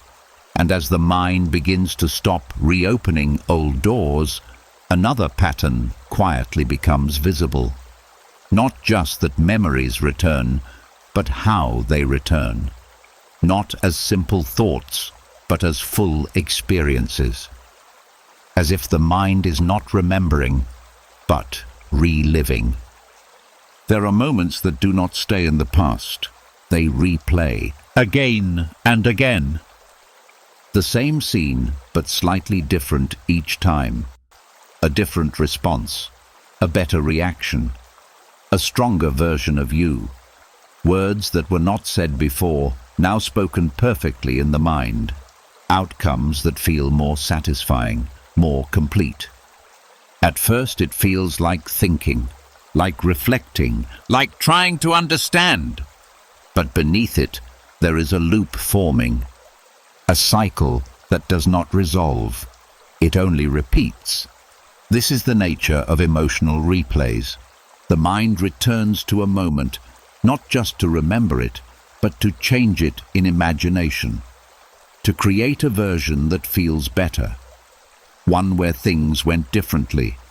One where the pain was avoided, or the outcome was controlled. But each time the scene ends, nothing has actually changed. The original moment remains the same. And so the mind goes back again, trying once more, rewriting, adjusting, replaying. This is where the loop strengthens, because the mind begins to believe that something can still be done, that if it can just get the scenario right in thought, something inside will finally settle. But this never happens, because the mind is trying to resolve something in imagination that can only be released through awareness. The Stoics understood that the past cannot be corrected by thought, No matter how many times it is replayed, no matter how many versions are created. No matter how perfect the imagined outcome becomes. It does not change what happened. And more importantly, it does not bring peace. It keeps the mind active, Engaged. Caught in a cycle that feels productive, but leads nowhere. This is where detachment begins to matter. not as a form of avoidance, but as a shift in relationship. To see the replay for what it is, a mental loop, a habit of returning to something that cannot be changed. When a replay begins, it often pulls attention quickly. You are inside the scene before you even notice, feeling it, Reacting to it, adjusting it, and by the time awareness returns, the loop is already in motion. This is why the first step is not stopping the replay. It is noticing it, recognizing the moment it begins, seeing the pattern as it forms. This is the same scene again. This is the same adjustment. This is the same attempt to change something that has already happened. This recognition creates distance. It shifts you from being inside the replay to observing it. And in that space, something becomes possible. You do not have to continue. You do not have to complete the scene. You do not have to follow it to the end. You can allow it to be there without adding to it, without changing it, without engaging with it. At first, the mind may resist. It may try to pull you back in. It may say, just one more version, just one more thought. Maybe this time it will feel different. But this is part of the pattern. And each time you choose not to follow it, the pattern weakens. Not immediately, but gradually. The loop loses its momentum. The replay becomes less detailed, less intense, less demanding. There is also a deeper understanding that begins to form. The need to replay comes from a desire to feel in control, to fix something that felt unresolved, to create an outcome that feels more acceptable. But true release does not come from control. It comes from allowing the moment to remain as it was, without trying to change it. This is not resignation. It is clarity. It is seeing that the effort to rewrite the past is what keeps it alive in the present. And once that effort stops, the loop has nothing to sustain it. Over time, the mind begins to quiet in a different way. The replays may still appear, But they no longer pull you in as deeply. they pass more quickly, they feel less real, less urgent, because they are no longer being treated as something that needs to be completed. There is also a sense of relief that grows from this, a feeling of no longer being trapped in the same moment, a sense that the past is not something you are constantly returning to, but something that can remain where it is, without being relived. And in that space, something shifts. The mind begins to rest, not because it has fixed the past, but because it has stopped trying to. And what remains is something quieter. A stillness that does not depend on changing what happened. A presence that is no longer pulled into imagined outcomes. A freedom that comes from stepping out of the loop and no longer needing to go back. And as the loop of replaying begins to loosen, something even more surprising starts to reveal itself. Not just that the mind returns to pain, but that part of it feels comfortable there. Not in an obvious way, not in a way that feels pleasant, but in a way that feels known. There is a strange sense of familiarity in certain emotions, a certain sadness that feels recognizable, a certain tension that feels expected, a certain heaviness that, over time, begins to feel almost normal. And when something becomes familiar, the mind begins to trust it, even if it hurts. This is where suffering takes on a different role. It is no longer just something the mind is trying to escape. It becomes something it quietly returns to, not because it wants pain, but because it knows it. The unknown can feel more unsettling than the familiar, even when the familiar is uncomfortable. Peace, in a mind that is used to tension, can feel unfamiliar. Silence can feel strange. Lightness can feel temporary, almost suspicious. There can be a quiet thought that says, "This won't last," or "Something is missing," or even, "This doesn't feel like me." This is where the pattern becomes clear. The mind has adapted to a certain emotional state. It has built habits around it. It has created ways of thinking that match it. And when something different appears, it does not immediately recognize it as safe. The Stoics understood that the mind often clings to what it knows, not what is best.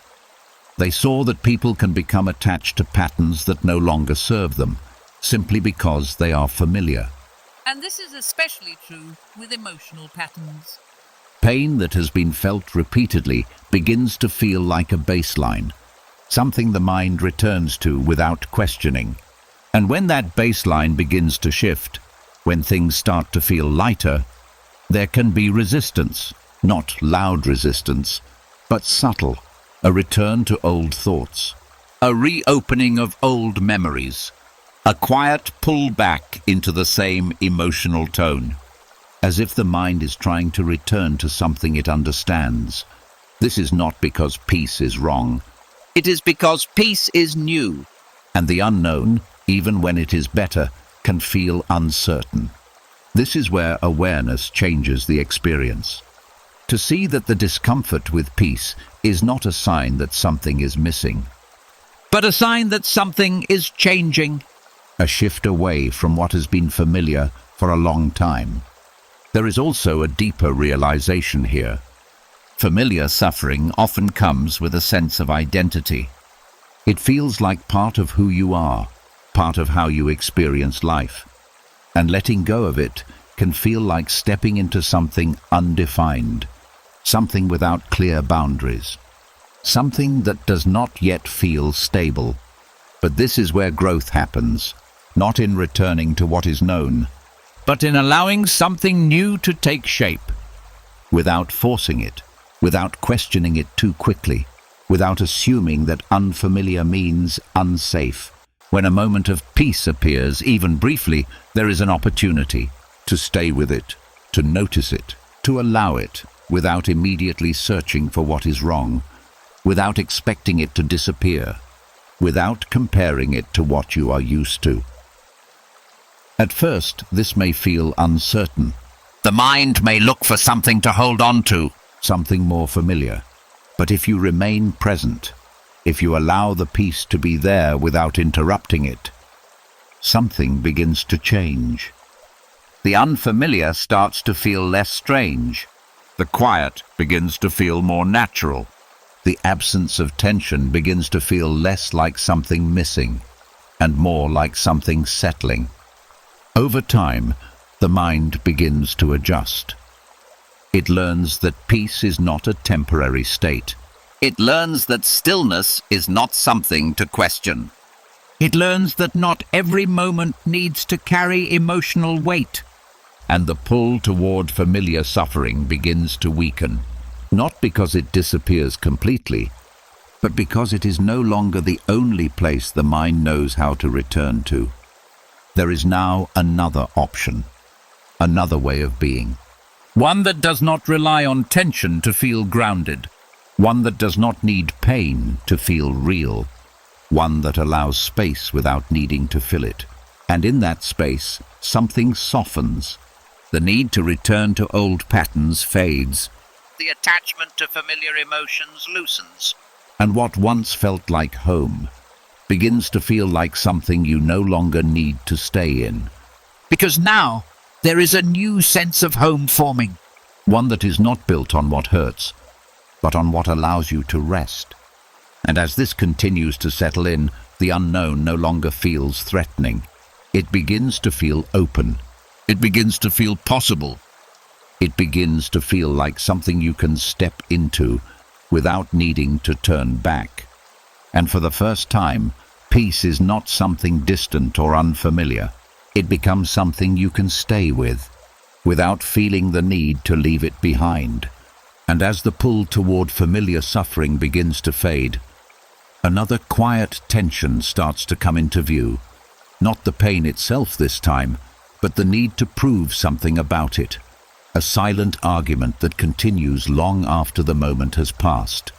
There is a voice that still wants to be right, not loudly, not in a way others can hear, but internally. A replay of conversations, A defense of what should have been understood. a quiet insistence that says, I was right, or sometimes, they were wrong. And even when no one else is there, the argument continues. The mind rebuilds the scene. It replays the words. It corrects the responses. It strengthens the position. And each time it does this, it creates the feeling that something is still unresolved. As if the outcome is still open. as if the conclusion has not yet been decided. But the moment is already over. The conversation has ended. The people involved have moved on in their own ways. What remains is not the event. It is the mind continuing to hold on to it. This is where the need to be right becomes a quiet attachment. Because being right does not just feel like clarity. It feels like control. It feels like stability. It feels like holding on to a version of the past that makes sense. But this comes at a cost. Because the more the mind holds on to the need to be right, the more it stays connected to the moment. It keeps returning. It keeps replaying. It keeps rebuilding the same scene with small adjustments. And without noticing it, the past remains active. not because it is still happening, but because it is still being defended. The Stoics understood that arguments that live in the mind do not lead to peace. They saw that the desire to prove something about the past keeps the mind tied to it. not because the truth matters, but because the attachment to that truth prevents release. There is a difference between knowing what happened And needing to hold on to a position about it. One allows clarity. The other keeps the mind engaged. And when the mind is engaged in proving something, it does not rest. It continues to build, to defend, to justify, even when there is no one left to convince. This is where awareness creates a shift, to notice when the mind is not just remembering, but arguing, to see the tone of the thought, the sense of correction. The subtle tension of needing the story to be seen a certain way. And in that noticing, something becomes clear. The argument is no longer about the past. It is about maintaining a sense of being right.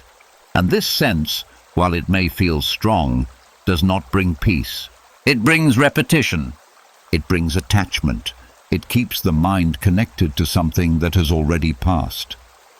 Releasing the need to be right does not mean denying your experience. It does not mean saying you were wrong. It does not mean changing what you know to be true. It means letting go of the need to keep proving it. Because the truth of what happened does not need constant defense.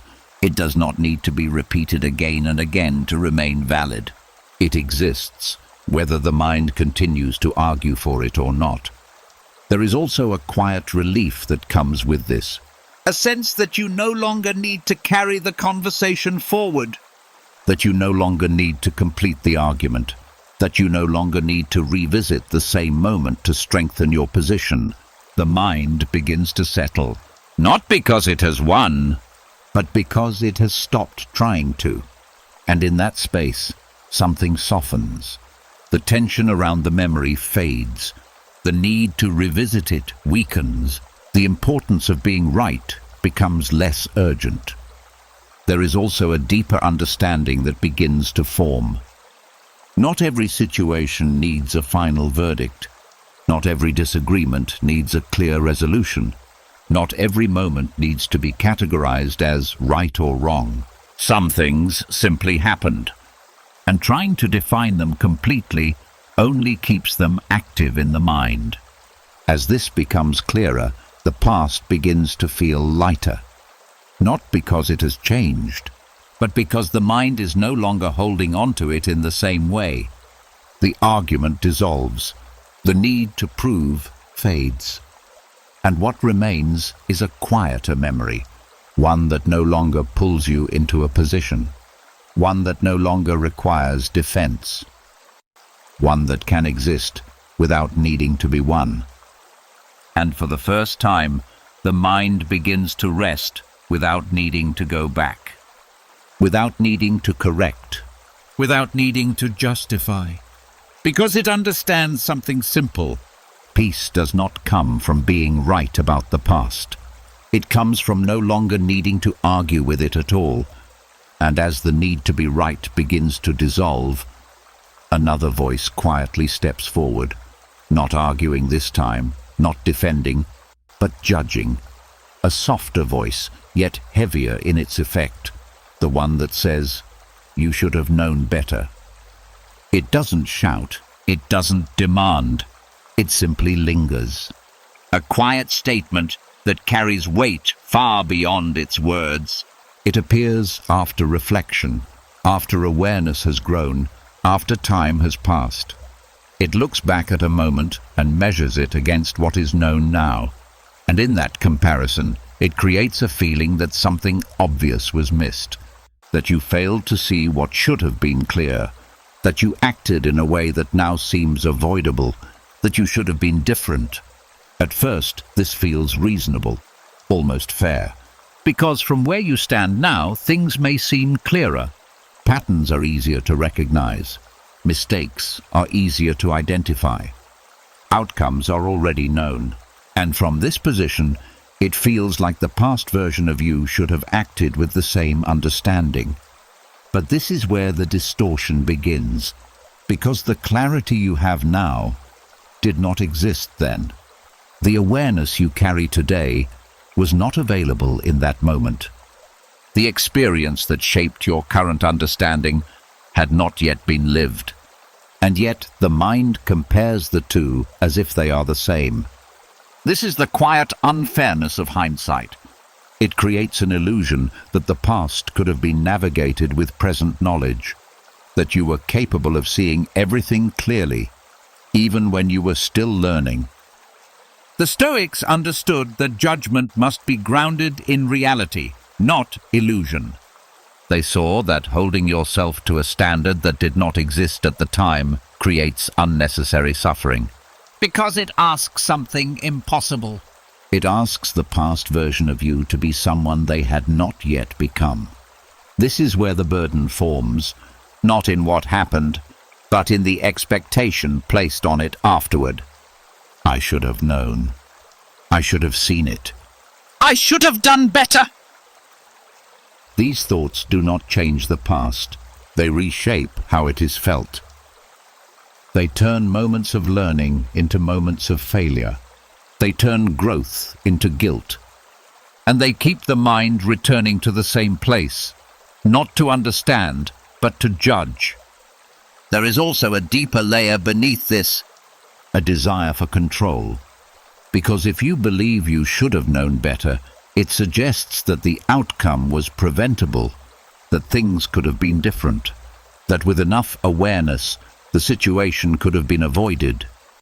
But this belief ignores something essential: human limitation. At any given moment, you act based on what you know, what you feel, and what you can perceive at that time. You do not act with future knowledge. You do not see outcomes before they happen. You do not carry awareness that has not yet been formed. And expecting yourself to have done so is not accountability. It is distortion. When this is seen clearly, something begins to shift. The harshness of the judgment softens. The weight of the statement begins to loosen. Because you start to understand that the past version of you was not careless. They were limited in the same way all humans are. Learning, responding, doing the best they could with what was available to them. This does not remove responsibility. It places it in the right context. It allows you to see the moment as it was, not as it appears now through the lens of experience. And from that place, something becomes possible. Compassion. Not as an excuse, but as an understanding. An acknowledgement that growth comes from not knowing and then learning. That mistakes are not proof of failure, but part of the process that creates awareness. That the clarity you have now is a result of what you went through, not something you lacked. As this understanding deepens, the need to repeat the judgment fades. The phrase, "I should have known better," loses its grip. It no longer feels like truth. It begins to feel like a misinterpretation, a thought that does not fully reflect reality. And with that, the burden begins to lift. The mind stops returning to the same moment with the same harsh lens. It begins to see it differently, not as something that should have been avoided, but as something that contributed to who you are now. There is also a quiet release that comes with this. A sense that you no longer need to carry the weight of unrealistic expectations. That you no longer need to measure the past against a standard it was never meant to meet. That you can allow the moment to remain as it was, without adding judgment to it. And in that space, something softens, the tension fades, the guilt loses its intensity, and what remains is something more balanced. A recognition of what happened, without the need to punish yourself for it. And for the first time, the mind begins to rest without looking back in judgment, because it understands something simple. You did not fail to know better. You became better by living through what you did not yet know. And as the weight of hindsight begins to soften, another quiet pattern comes into view. Not about yourself this time, but about how the mind holds on to others. Not as they are now, but as they were, frozen in a single moment. There is a way the mind remembers people that feels solid, almost permanent. Someone becomes the one who hurt you.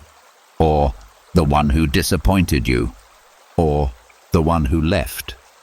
And once that label forms, it tends to stay, not because it is fully accurate, but because it is simple. The mind prefers clear roles, clear identities, Clear meanings. It takes a complex human being with many layers, many moments, many changes, and reduces them to a single version based on a specific experience. And over time, that version becomes fixed. Each time the memory returns, the same role is replayed, the same expression, the same behavior, the same emotional tone, as if that person never changed, as if they are still exactly who they were in that moment. This is where the attachment forms, not just to the memory, but to the identity assigned within it. The Stoics understood that people are not fixed, That human behavior changes, that perspective evolves, that no one remains exactly the same over time. but the mind, when it holds on to the past, often ignores this. It keeps others in the roles they once played, because those roles help make sense of what happened. They create a clear story, a clear cause. A clear emotional response. But this clarity comes at a cost, because it prevents release. As long as someone is held in a fixed role in your mind, the moment remains active. The feeling remains tied to that version of them. The memory does not soften, it repeats. There is also something deeper happening here. Holding someone in a fixed role can create a sense of certainty. If they are the one who did this, then the story feels complete. It feels defined. It feels understandable. But people are not single moments. They are not one action. They are not one version of themselves. And holding on to them as if they are keeps the mind connected to something incomplete. Letting people exist differently in memory does not mean changing what happened. It means allowing the image of them to expand, to become less rigid, to include the possibility that they were more than that one moment, more than that one action, more than the role the mind assigned to them. This does not excuse what they did. It does not deny the impact. It simply removes the fixation. It allows the memory to breathe. There is also a quiet release that comes with this. Because when you stop holding someone in a fixed role, you stop holding yourself in a fixed response. The emotional reaction tied to that role begins to soften. The intensity begins to fade. Because the story is no longer as rigid as it once was. You begin to see that the version of them in your memory is not the full person. It is a snapshot, a single frame. And like all snapshots, it does not capture everything. It captures one moment from one perspective at one point in time. And holding on to it as if it represents the whole creates distortion. Awareness allows that distortion to loosen. It creates space between the memory and the identity assigned within it. It allows you to see the person more fully, even if you never see them again, even if nothing changes externally. There is also a deeper understanding that begins to form.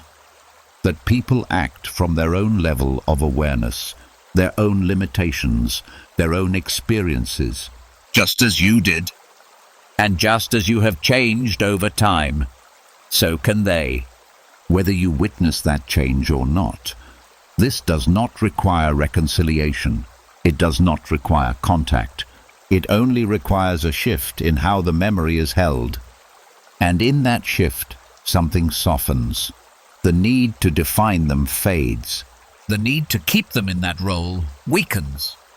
The mind begins to release the image it has been holding, not by force, but by understanding.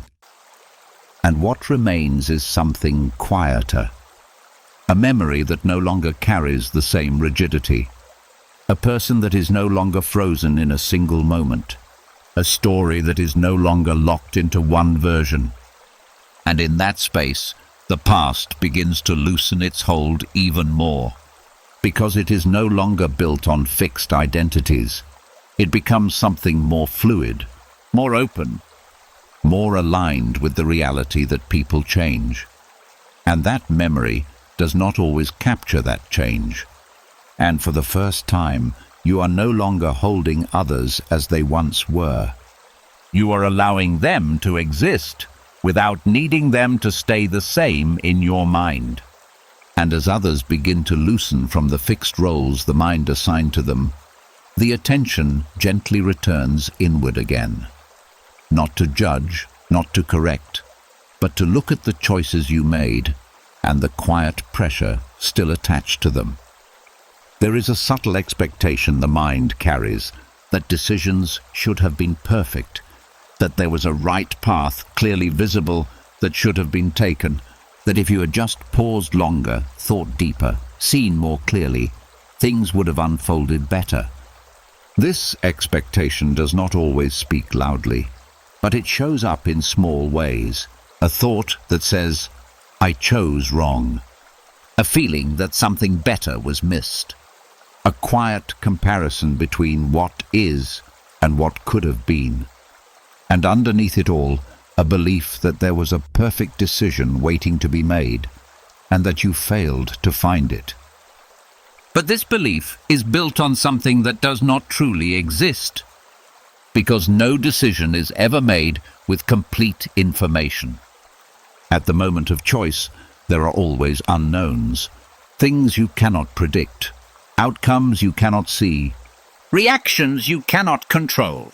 You are standing in a moment with a certain level of awareness, a certain set of emotions, a certain understanding. And from that place, you choose. Not from certainty, but from what feels most reasonable at the time. the mind forgets this. It looks back with the advantage of hindsight and assumes that clarity was always available, that the outcome was obvious, that the better option was always visible. But this is not how it felt in the moment. The Stoics understood that every action is shaped by the awareness present at that time. They did not expect perfection. They understood limitation. They saw that wisdom is something that develops, not something that exists fully from the beginning. And because of this, they did not judge past decisions by future understanding. They saw them as part of the process, part of the unfolding, part of the path that leads to greater clarity. The idea of a perfect decision creates tension, because it sets a standard that cannot be met. It asks you to have known what could not be known, To have seen what could not be seen. to have controlled what was never fully within your control. And when this standard is applied to the past, it creates a quiet dissatisfaction, a feeling that something was done wrong, that something should have been different. But when you look closely, you may begin to notice something else, that each decision, Even the ones that did not lead where you expected carried you forward. They revealed something. They showed you something. They contributed to the awareness you have now. And without them, you would not see things the way you do today. This is where the shift begins. Not in trying to justify every decision, but in understanding it. In seeing that the choice made was not a failure of perfection, But a reflection of the moment, of who you were, of what you knew, of what you felt. And that is all a decision can ever be. There is also a quiet release that comes with this understanding, because you no longer need to compare the past to an imagined ideal. You no longer need to measure your choices against a version of perfection that was never available. You begin to see that life is not a series of perfect decisions, but a series of lived moments, each one shaped by its own conditions, each one contributing to what comes next. As this becomes clearer, the weight begins to lift. The sense of having chosen wrong begins to soften, because you realize that there was no perfect path waiting to be discovered. There were only possibilities, and the one you stepped into. And from that step, everything else followed. There is also a deeper acceptance that begins to form. That uncertainty is part of every decision. That clarity often comes after action, not before. That growth is not about avoiding mistakes, but about learning through them. And when this is understood, the mind becomes less harsh, less focused on what should have been, more grounded in what was. And from that place, something shifts. The past begins to feel less like a series of errors and more like a series of moments that led you here. Not perfect, not flawless, but real. And as this settles in, the need to revisit those decisions begins to fade, because there is nothing left to correct, nothing left to compare, nothing left to prove. Only a quiet recognition that you chose with what you had. And that was enough for that moment. And in that understanding, the mind begins to rest, not because everything was perfect, but because it no longer needs to be. And as the weight of perfect decisions begins to fall away, another quiet truth comes into view. Not about what you chose, but about what others did. The part of the past that still feels tied to someone else. The part that seems to wait, not just for understanding, but for something from them. An apology. An explanation. A moment of acknowledgement. There is a belief that peace depends on this, that until the other person says the right words or shows the right understanding, something inside you cannot fully settle. That closure must come from them. That resolution must be shared. That healing requires their participation. but this belief quietly keeps the mind waiting. Waiting for something that may never come. Because not everyone returns. Not everyone understands. Not everyone takes responsibility, and some never even recognize the impact they had. This is where the tension remains, not just in the memory, but in the expectation. The idea that something is incomplete until the other person completes it. The Stoics understood that placing your peace in someone else's actions creates dependence, because it ties your inner state to something outside your control. And when that external response does not come, the mind stays open, unfinished, unsettled. Forgiveness, in this context, is often misunderstood. It is seen as something that requires contact, a conversation, a mutual understanding, a visible resolution. But true forgiveness does not depend on any of that. It is not something that happens between two people. It is something that happens within you. It is the decision to release the hold that the past has on your present, without needing anything in return. This does not mean agreeing with what happened. It does not mean saying it was right. It does not mean forgetting. It simply means that you no longer need the other person to be different for you to be at peace. This is where the shift becomes powerful.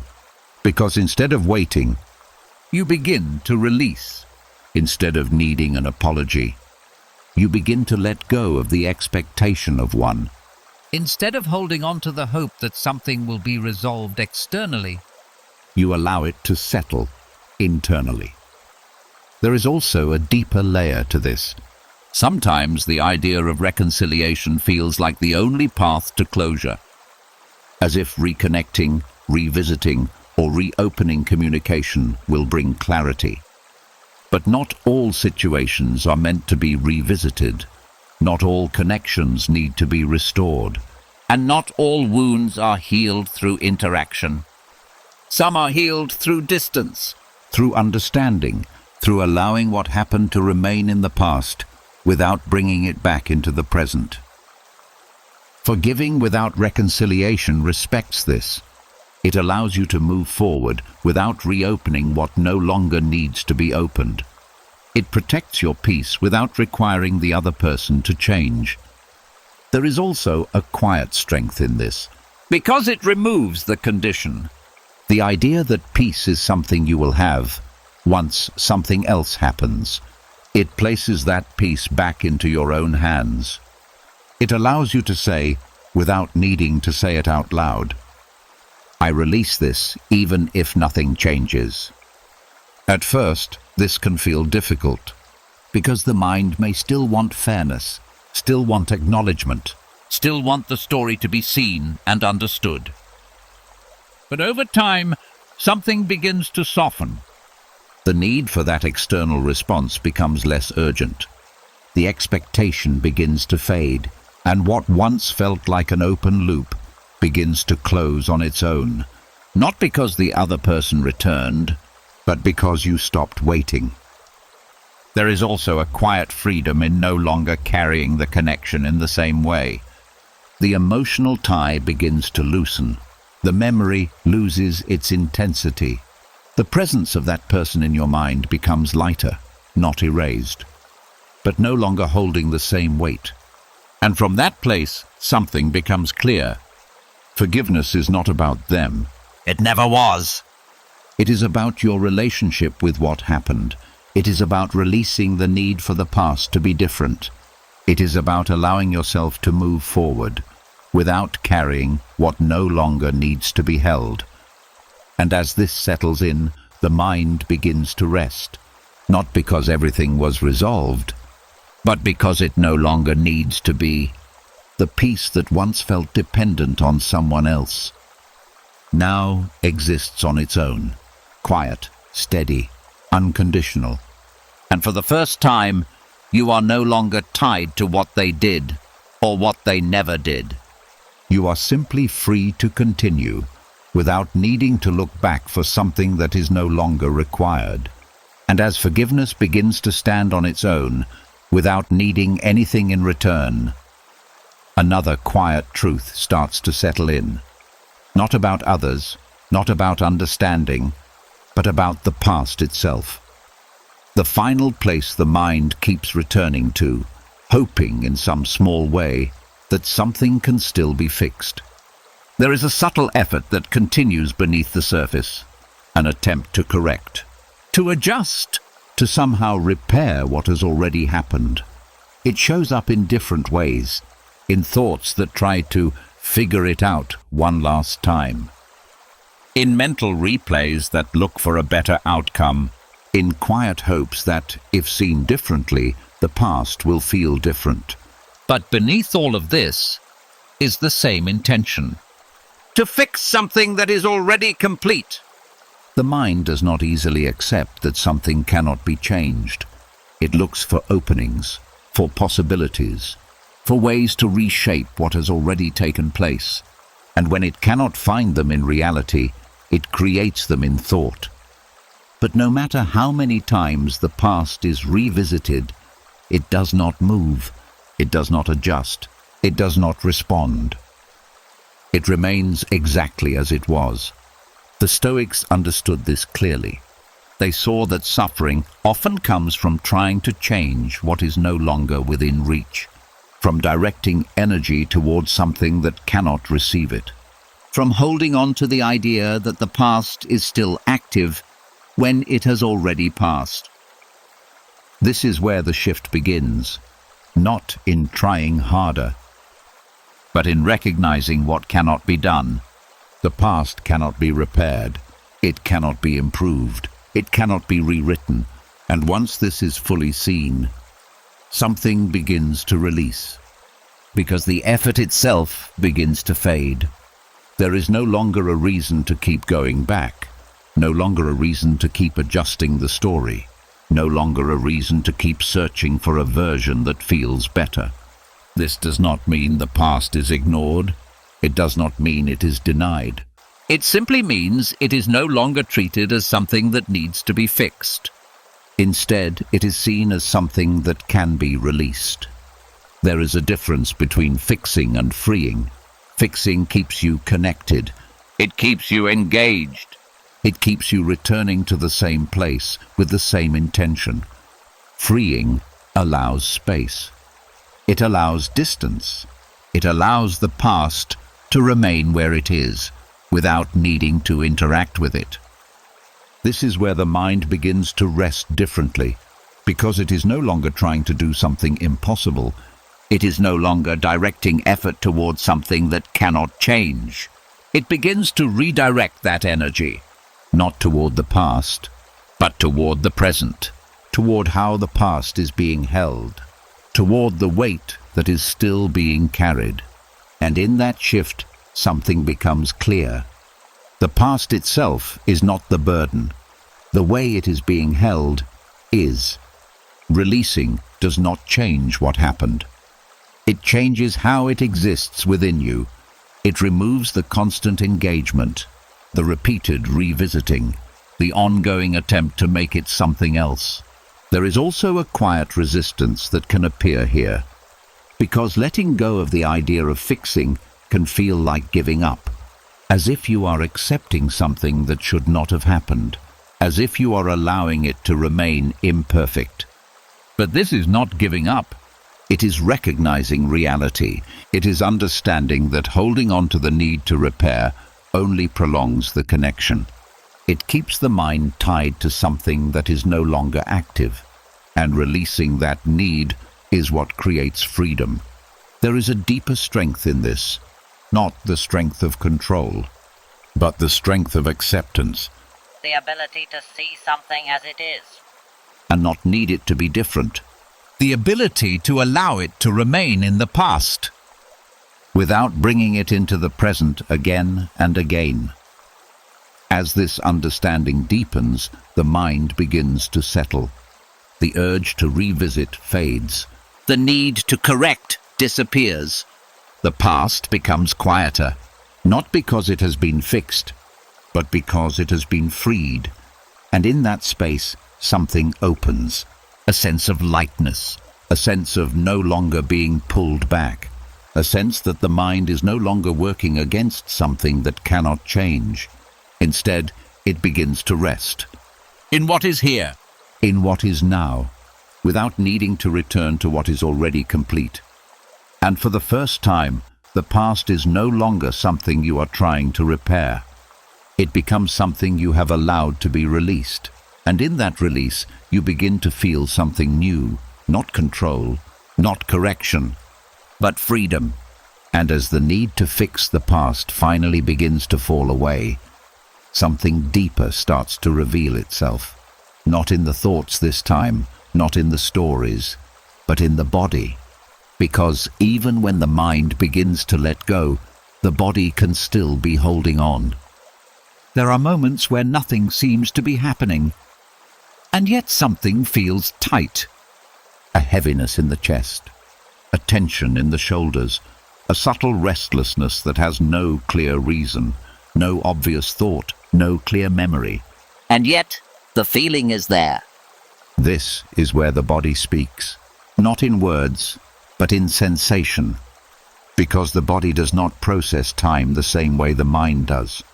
The mind can move forward, shift perspective, understand, reframe. But the body holds what was felt in the moment, the fear, the pressure, the sadness, the shock. And if those feelings were never fully processed, they do not simply disappear. They settle. They remain. They wait. This is why certain reactions feel automatic. Why the body tightens before the mind understands why. Why certain situations create discomfort without a clear explanation. The body remembers, even when the mind has moved on. The Stoics recognized the connection between mind and body. They understood that emotional experiences are not just thoughts. They are felt. They pass through the body. And when they are resisted, suppressed, or avoided, they do not complete their movement. They stay, not as clear memories, but as stored tension. This is where release takes a different form. Not through thinking, not through analyzing, but through allowing the body to process what it has been holding. This begins with something simple. Noticing, Feeling what is already there, without trying to change it. when tension appears, the usual response is to resist it, to distract from it, to move away from it. But this keeps it in place, because what is resisted remains active. Instead, there is another way. To bring attention to the sensation. To feel it directly, without labeling it, without explaining it, without trying to make it go away. Just noticing the tightness, The pressure, the discomfort, and staying with it. At first, this may feel unfamiliar. The body may feel restless. The mind may try to pull attention away. But if you remain present, something begins to shift. The sensation begins to change. Not always immediately, but gradually. It moves, it softens, it releases, because the body is finally allowed to complete what it started. There is also a deeper understanding that forms here. That emotions are not meant to be held indefinitely. They are meant to move through, to be felt, to rise, and then fall. And when that process is interrupted, the body carries what was not finished. Learning to release physically is not about forcing anything. It is about allowing the breath to deepen, allowing the muscles to soften, allowing the body to let go in its own way. Sometimes this happens through stillness, Through sitting quietly and feeling what is present. Sometimes it happens through movement. A walk, a stretch, a shift in posture. Something that allows the body to open, to release what has been held. Breath becomes important here, because the breath connects the mind and the body. When the breath is shallow, the body stays tense. When the breath deepens, the body begins to relax. Not by force, but naturally. Slow, steady breathing signals safety. It tells the body that it does not need to hold on anymore. And as this happens, the stored tension begins to dissolve. There is also a quiet patience required in this process, because the body does not release everything at once. It unfolds gradually, layer by layer, as it feels safe to do so. And each time you allow a sensation to be felt without resistance, you create that safety. You allow something to move that has been still for a long time. Over time, this changes how the body feels. The constant tension begins to fade. The automatic reactions soften. The sense of heaviness becomes lighter, not because the past has been erased, but because it is no longer being held physically. There is also a deeper sense of presence that emerges. A connection to the body that was not there before. A feeling of being here, not just mentally but physically, grounded, steady. less pulled by what has already happened.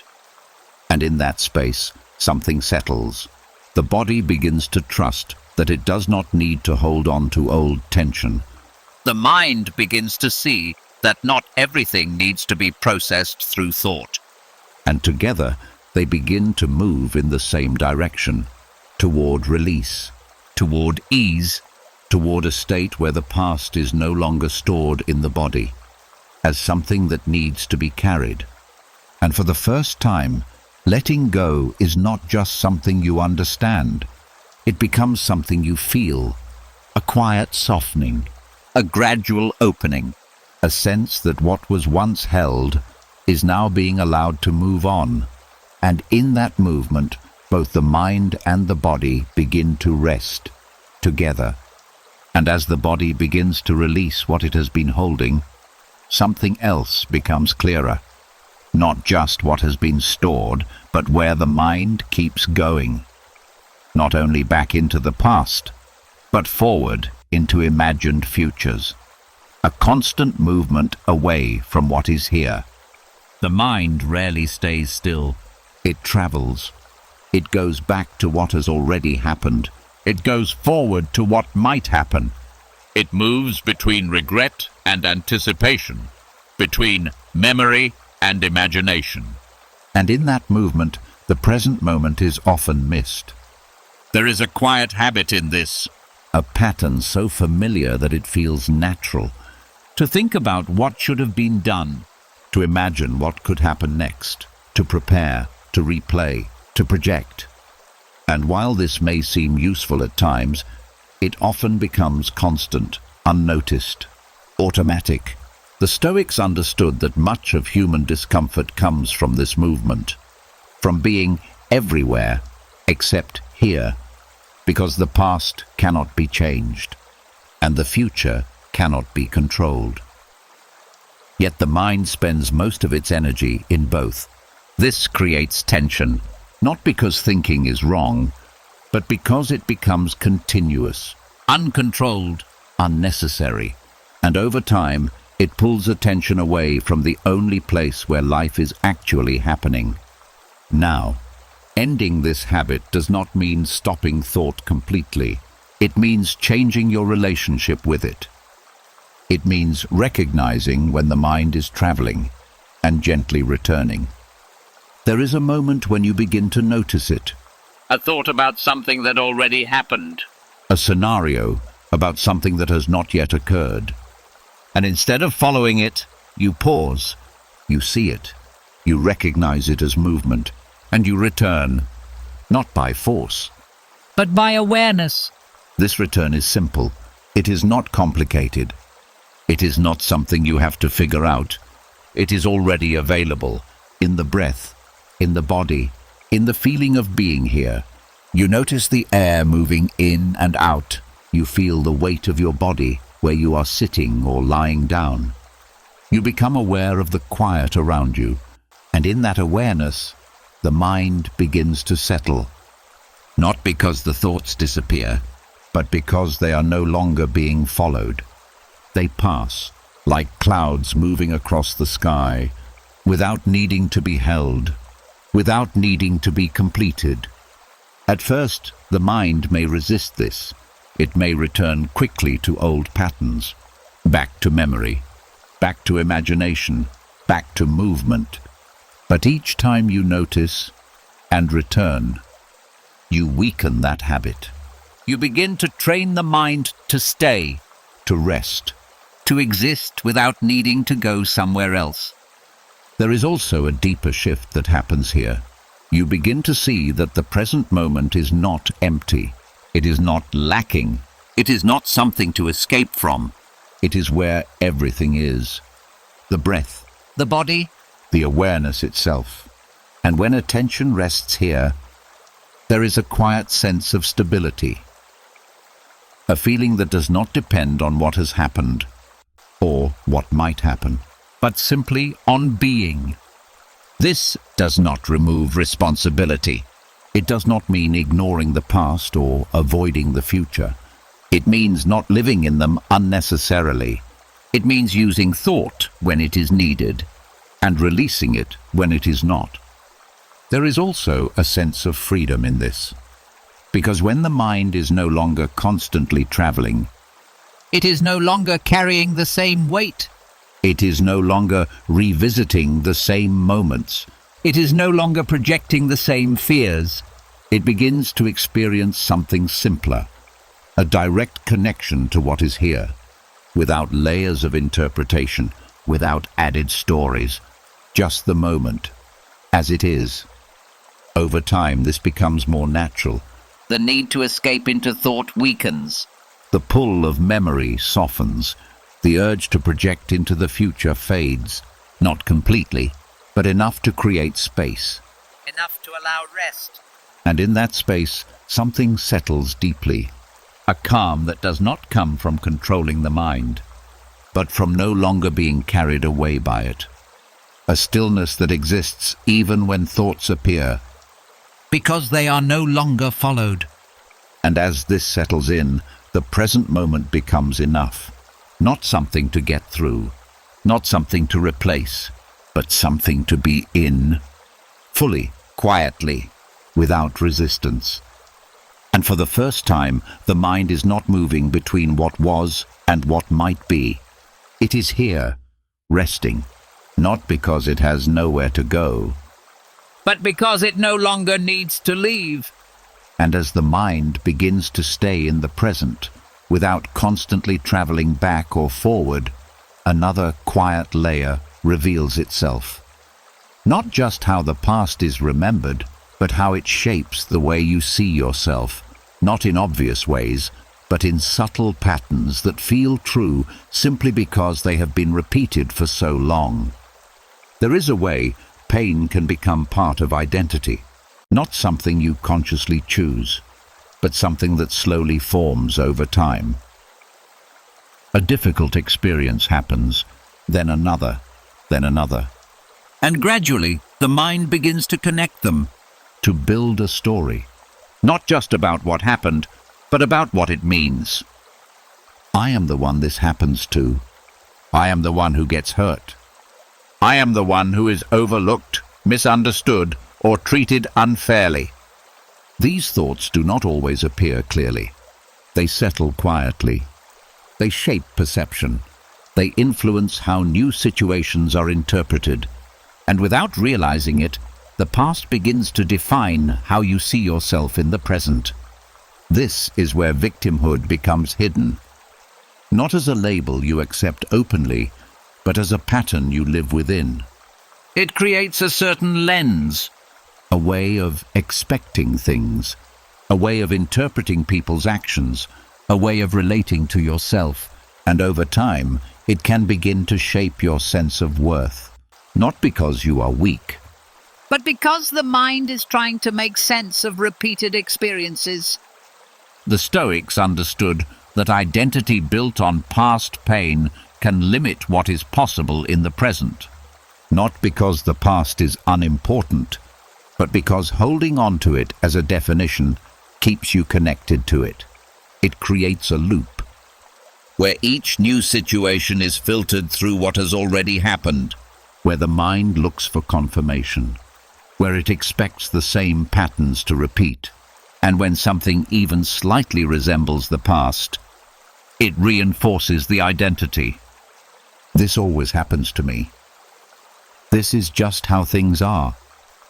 This is how the pattern continues, not because life is repeating in the same way, but because the mind is interpreting it through the same lens.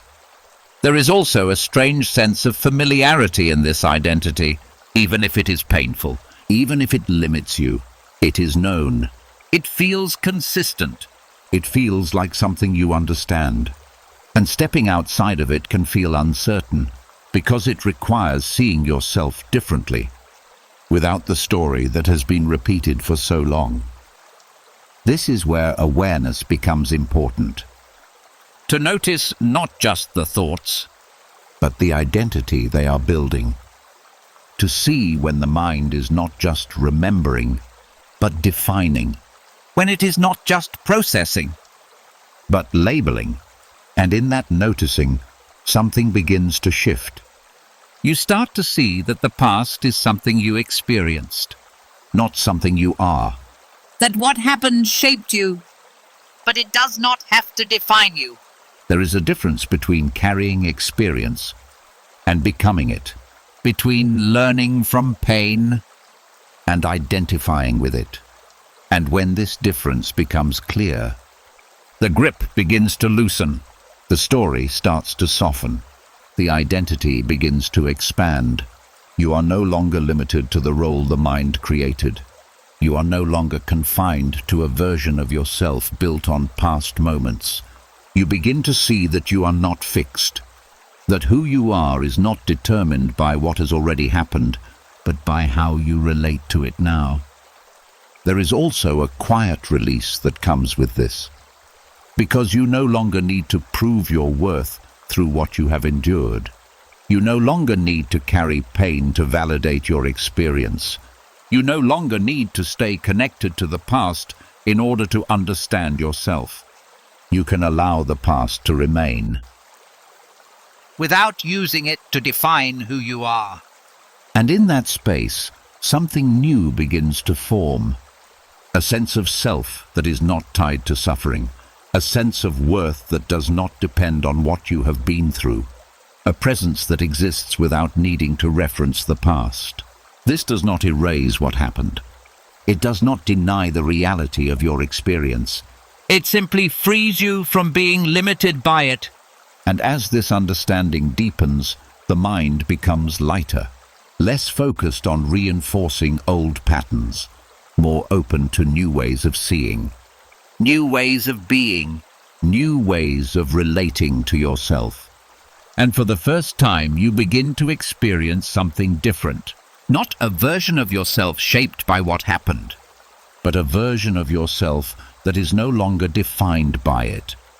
And in that shift, something quiet and powerful emerges, a sense of freedom. Not from the past itself, but from the identity built around it. And in that freedom, the present becomes open again, not shaped by what was, but by what is possible now. and as the identity built around past pain begins to loosen, another quiet expectation starts to come into focus. Not about who you are, but about what you're still waiting for. Something that feels small on the surface, yet carries a deep emotional weight. An apology, a simple acknowledgement, a moment where someone says, "I see what I did." It can feel like that one thing would change everything, that if those words were spoken, something inside you would finally relax, that the past would settle, the tension would ease, the story would feel complete. But until that moment comes, something remains open, a quiet waiting, a sense that closure is just out of reach. The mind returns to the same place, not to relive the event itself, but to imagine the resolution, the conversation where it is finally recognized, the moment where everything is understood. And yet, in many cases, that moment never arrives. Not because it should not, but because it does not. People move on. They forget. They avoid. They do not always see what they have done. And sometimes they are not capable of offering what the mind is waiting for. This is where the tension continues. Not in the event itself, but in the expectation. The belief that peace depends on something external. That healing requires the other person to act, to speak, to understand. The Stoics saw clearly that anything placed outside your control cannot be relied on for inner peace. And an apology is outside your control. You cannot make someone see. You cannot make someone admit. You cannot make someone return to the past and respond in the way you wish they would. And as long as peace is tied to that, it remains delayed. This is where the shift begins. Not by denying the desire for an apology, but by seeing that it is not required for closure. Closure is not something given. It is something allowed. The mind has created a condition. I will feel better when they say this. I will move on when they acknowledge it. But when that condition is removed, something begins to change. You are no longer waiting. You are no longer tied to someone else's awareness. You are no longer dependent on something that may never happen. This does not mean the apology would not matter. It simply means it is no longer necessary. There is a quiet strength in this, because it returns control to you. It allows you to release the hold the situation has on you without needing anything in return. At first, this can feel difficult. The mind may still return to the idea, still imagine the conversation, Still hope for the acknowledgement. but with awareness, something begins to soften. You start to see that the peace you are looking for is not in their words. It is in your willingness to stop waiting for them. There is also a deeper understanding that forms here. An apology does not change what happened. It does not remove the experience. It does not undo the impact. It may bring a sense of validation, but it is not the source of healing. Healing comes from how you hold the memory now, from how you relate to it, from whether you continue to carry the expectation or allow it to fall away. As this becomes clear, the weight begins to lift. The need for acknowledgement fades. The sense of something missing begins to disappear. Not because the past has changed, but because the mind is no longer holding on to the idea that something must be added to it. There is a quiet completion that happens here, not through conversation, but through release. The story no longer feels open, The loop no longer feels unfinished. because it is no longer waiting for a response. It is allowed to rest. And in that rest, something shifts. You begin to feel lighter, less connected to what was not said, less tied to what was not given. More present with what is here now. And for the first time, the past no longer feels like something that needs to be resolved through someone else. It becomes something you have already moved through, something that no longer depends on anything outside of you. And in that space, peace becomes steady. Not because everything was acknowledged, but because it no longer needs to be. And as the need for apology begins to fade, something else becomes easier to notice. Not a thought this time, not a story, but a feeling in the background. A quiet tiredness that does not always have a clear cause, a kind of exhaustion that lingers even when nothing demanding is happening. Because carrying the past is not just mental. It is energetic. There is a weight to emotions that have not been released. A heaviness that stays in the system, not always visible, but always present. And over time it begins to drain something important, your energy in the present. There are moments where the day has not been difficult, And yet you feel tired. not physically in the usual sense, but emotionally, as if something has been running in the background for too long. This is what happens when old emotions are still being carried. They do not stay in one place. They move with you into conversations, Into quiet moments. into situations that have nothing to do with the past, yet feel influenced by it. The mind may not always be actively thinking about them, but the body and the emotional system are still holding them, And holding takes effort. even when it feels passive, even when it has become familiar. It still requires energy. The Stoics understood that anything you continue to hold on to continues to take from you, not because it is demanding attention every second, but because it remains unresolved. It stays active beneath the surface, like a tension that never fully releases. This is why letting go is not just about peace. It is about restoring energy. Because when emotional weight is carried, it limits what is available in the present. It reduces clarity. It lowers patience. It makes simple things feel heavier than they need to be. And over time, it creates a sense of constant fatigue. Not from what is happening now, but from what is still being held from before. There is also a deeper pattern here. The mind becomes used to carrying. It adjusts to the weight. It normalizes it. So much so that you may not even realize how much you are holding until it begins to lift. This is where awareness becomes important again. To notice how you feel without immediately looking for a reason. To sense the heaviness, the tiredness, the subtle tension. And to ask a quiet question. What am I still carrying right now? Not as a way to analyze, but as a way to become aware. Because often, what you are carrying is not from this moment. It is from something that has not yet been released. Something that has been held for too long. And once it is seen, something begins to shift. The connection becomes clear. The tiredness is no longer confusing. The weight is no longer invisible. It is recognized. And in that recognition, there is an opportunity, not to push it away, but to allow it to soften. To stop holding it in the same way. This begins with something simple.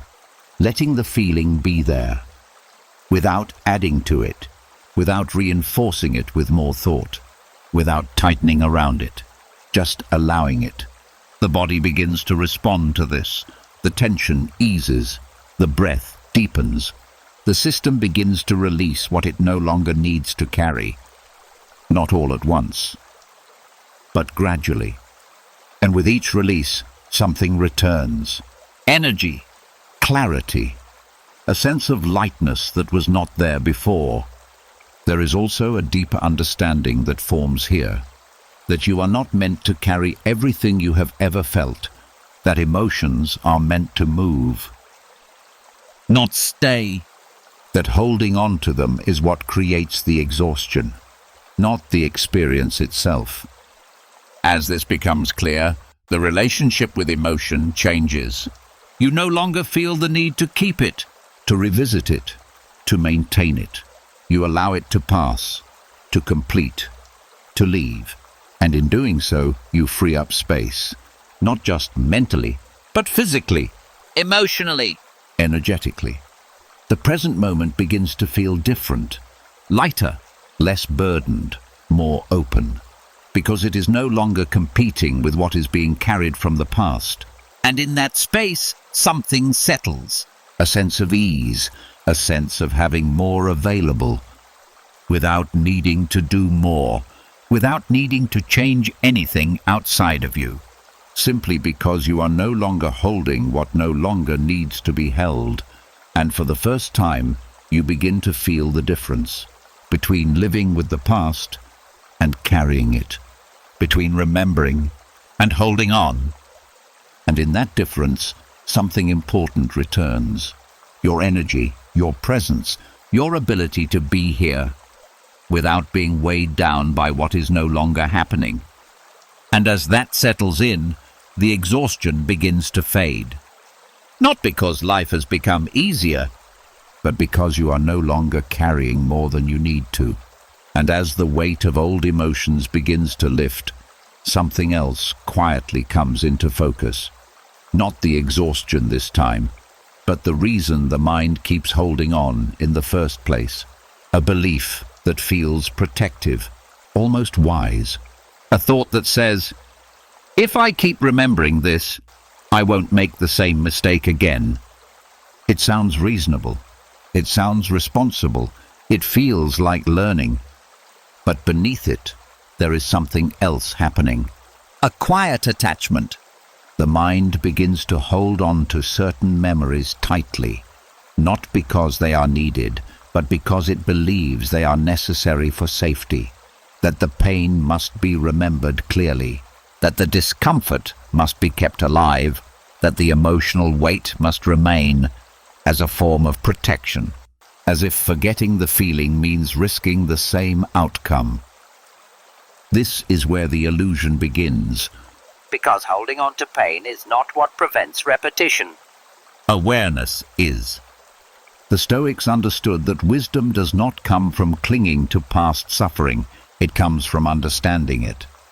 from seeing clearly what happened, why it happened, and what can be done differently, without needing to carry the emotional charge forward. But the mind often confuses the two.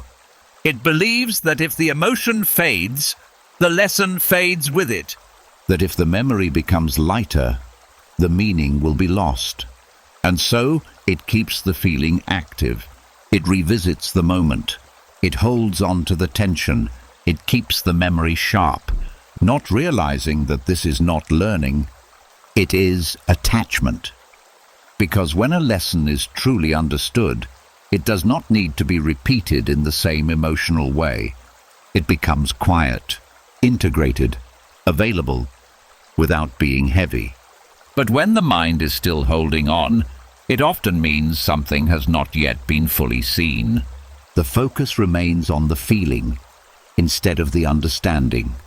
This is why the same patterns can continue, even when the memory is strong, because the mind is holding on to the experience, but not fully observing it. There is a difference between remembering with awareness and remembering with attachment. Attachment keeps you inside the moment. It keeps the emotion active. It keeps the story repeating. Awareness steps back. It sees the pattern. It understands the cause. It allows the lesson to settle without needing to relive it. This is where the shift begins, not by forgetting what happened, but by changing how it is held. When a memory arises, instead of tightening around it, you observe it. You see the situation clearly. You notice what led to it. You recognize what was outside your control and what was within it. and from that place the lesson becomes clear. Not through emotion, but through understanding. There is no need to keep the pain alive, because the insight remains.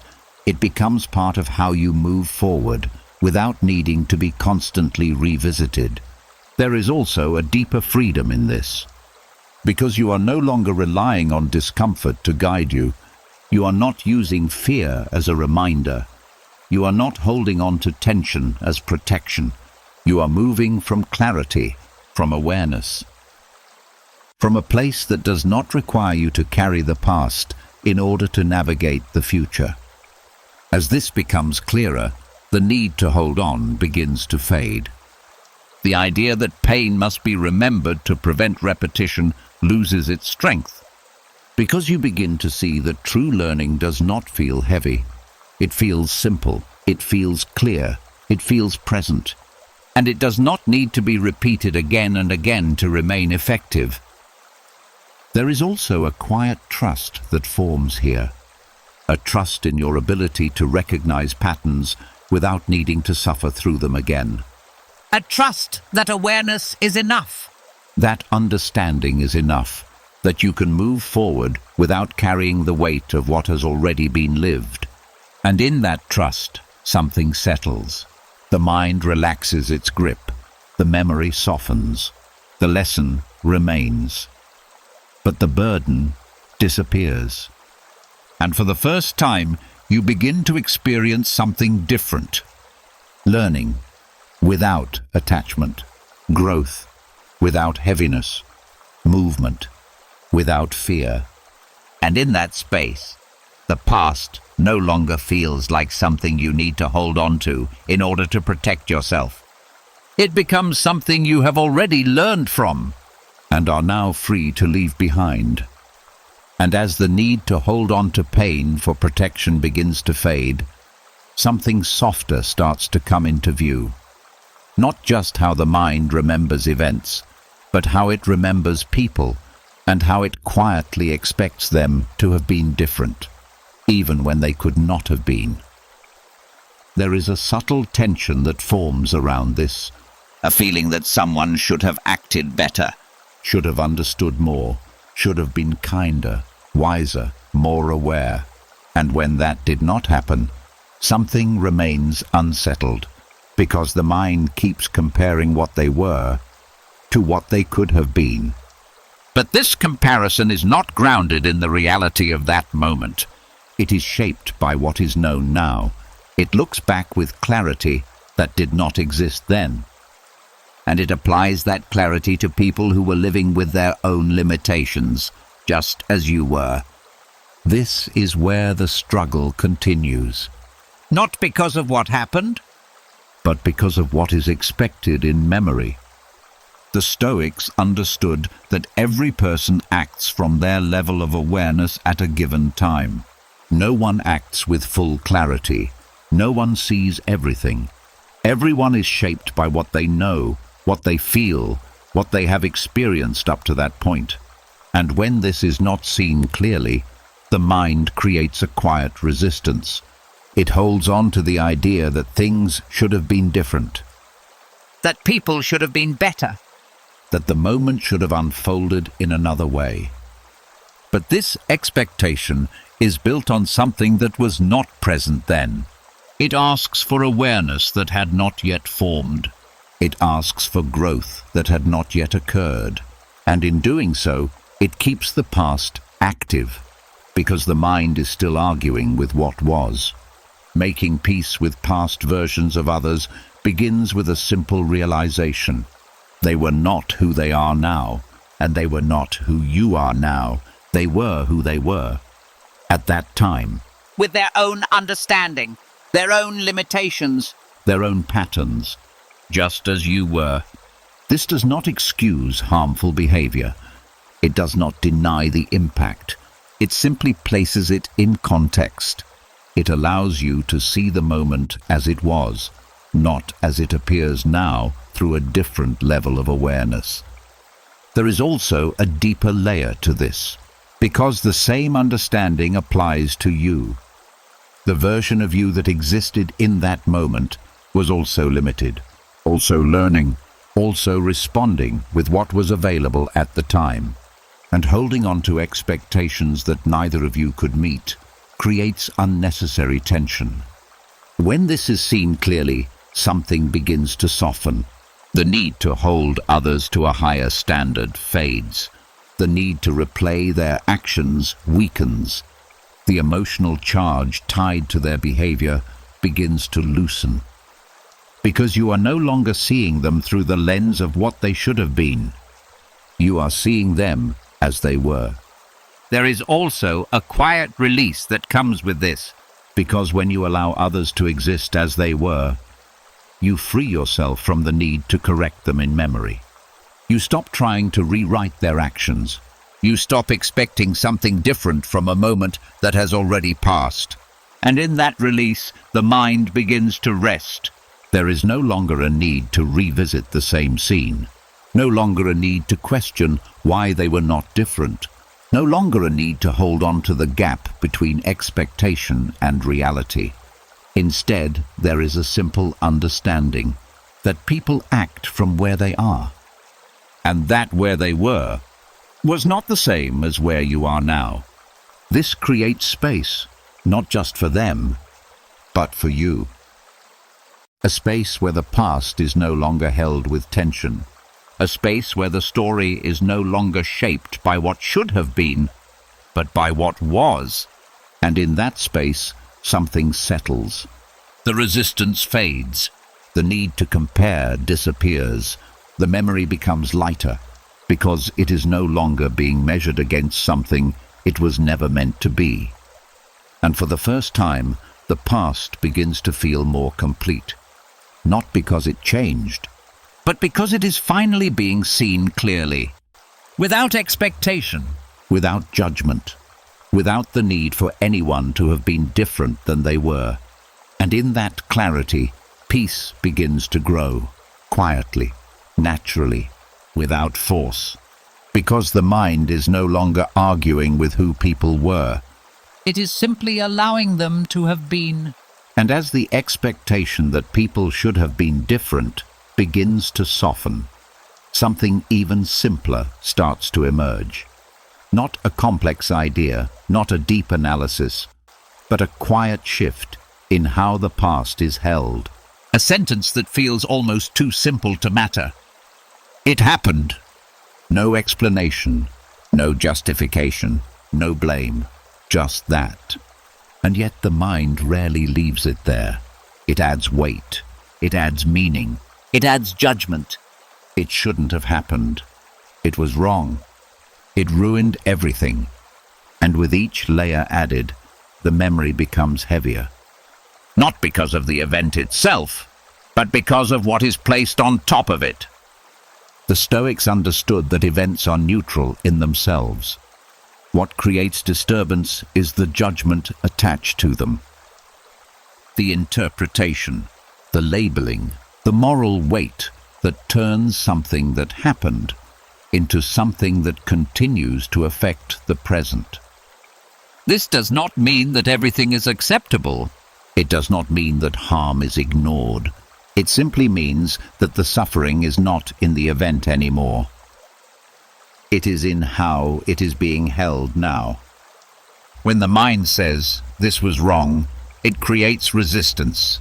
A tension between what happened and what should have happened, and that tension keeps the moment active, because the mind is still arguing with it, still pushing against it, still trying to reject something that cannot be changed. But when the sentence becomes simpler, it happened, something begins to shift. Not because the event is minimized, But because the added layers begin to fall away, there is no longer a need to define it in absolute terms, no longer a need to hold it as something that must be judged again and again. it is seen as part of reality, Something that occurred, something that exists in the past, without needing to be carried into the present with the same intensity. At first, this can feel uncomfortable, because judgment can feel like a form of control, A way of saying, "This mattered." a way of keeping the memory significant. But the truth is, The event does not need judgment to remain real. It does not need to be labeled to be valid. It already exists, and removing the judgment does not erase it. It releases the tension around it. There is also a deeper freedom in this, because judgment often comes with repetition. The same thoughts, the same reactions, the same emotional responses, each time reinforcing the same weight. But when the judgment is no longer added, the repetition begins to fade. the memory no longer needs to be revisited in the same way. It loses its intensity. It becomes quieter, more distant, not because it is forgotten, but because it is no longer being held with resistance. This is where acceptance begins to take a different form, not as agreement, but as recognition, A simple acknowledgement of what is. without needing to change it, without needing to define it, without needing to keep reacting to it. There is also a shift in how the mind relates to itself, because when judgment is removed from memory, it is also removed from the way you see yourself, You are no longer constantly measuring the past. no longer assigning right and wrong in a way that keeps you tied to it. You begin to experience the past as something that happened, not something that defines everything, and in that space, something softens. The emotional charge decreases. The tension fades. The need to revisit weakens, because there is nothing left to argue with, nothing left to resist, Only what is. There is a quiet strength in this simplicity, a strength that does not come from controlling the past, but from no longer needing to, a stability that comes from allowing things to exist without adding to them. And as this settles in, the mind begins to rest in a new way, Not because everything has been resolved, but because nothing is being held against itself anymore. The past is no longer something that needs to be judged. It becomes something that can simply be acknowledged. It happened. And in that acknowledgement, without resistance, without added meaning. without the need to carry it further, there is a quiet sense of release, a lightness that was not there before, a freedom that does not come from changing what was. but from no longer holding it in a way that keeps it heavy. And in that freedom, the present becomes clearer, simpler, less burdened, because the past is no longer being carried as something that needs to be constantly evaluated. It is simply allowed to be what it is, and left where it belongs. and as the mind begins to rest in the simplicity of it happened, another quiet layer becomes visible. Not the event itself, but what was built around it. The meaning that was added, shaped, and repeated until it felt inseparable from the memory. Because the mind does not just remember, it interprets. It takes an event and gives it a meaning. Something happens, and the mind says, "This is what it means. This proves I am not enough. This shows people cannot be trusted. This means I failed." And over time, the event and the meaning become fused. So much so that it becomes difficult to tell them apart. The memory feels heavy, not because of what happened, but because of what it has come to represent. This is where confusion begins, because the mind treats the meaning as if it is part of the event itself, as if they are the same thing. But they are not. The event is what happened.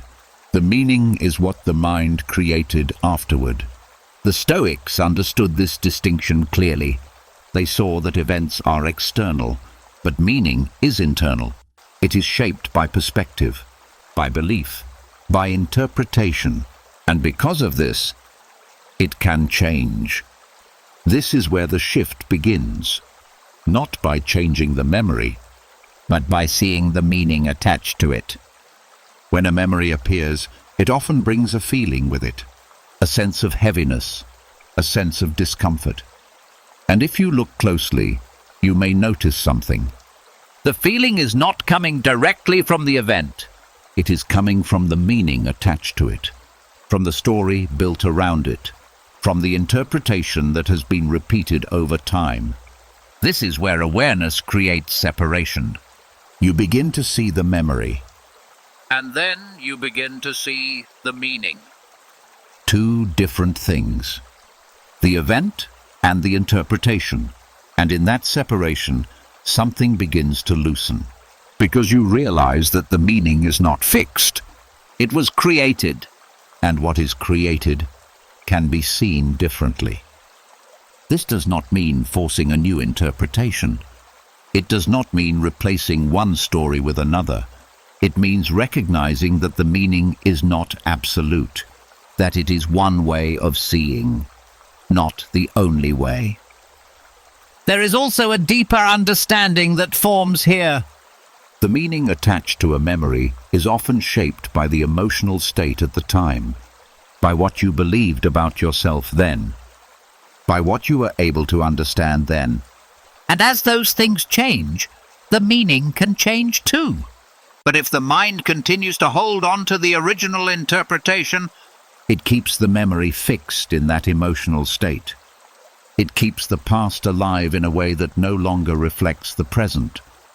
This is why some memories feel heavier than they need to, because they are still carrying meanings that no longer fit, beliefs that have not been questioned, interpretations that have not been revisited. As this becomes clearer, something begins to shift. You no longer see the memory as a single, unchangeable truth. You begin to see it as an event, surrounded by layers of interpretation, and those layers begin to soften, not because you are trying to change them, but because you are no longer assuming they are absolute. There is also a quiet release that comes with this, because the weight of the memory begins to decrease, not by erasing what happened, but by loosening what it means. The event remains, but the emotional charge tied to its interpretation begins to fade. You are no longer reacting to the same story. You are seeing the memory with more space, more openness, more clarity. And in that space, something settles. The mind becomes less attached to the old meaning. less pulled into the same emotional response, less defined by what the memory once represented. There is also a sense of freedom in realizing that you are not bound to the interpretation you once created, that you are allowed to see things differently as your awareness grows, that the past does not have to carry the same meaning forever. And as this understanding deepens, the mind begins to rest in a new way. Not because the memory has disappeared, but because it is no longer carrying the same weight. The difference between what happened and what was believed about it becomes clear.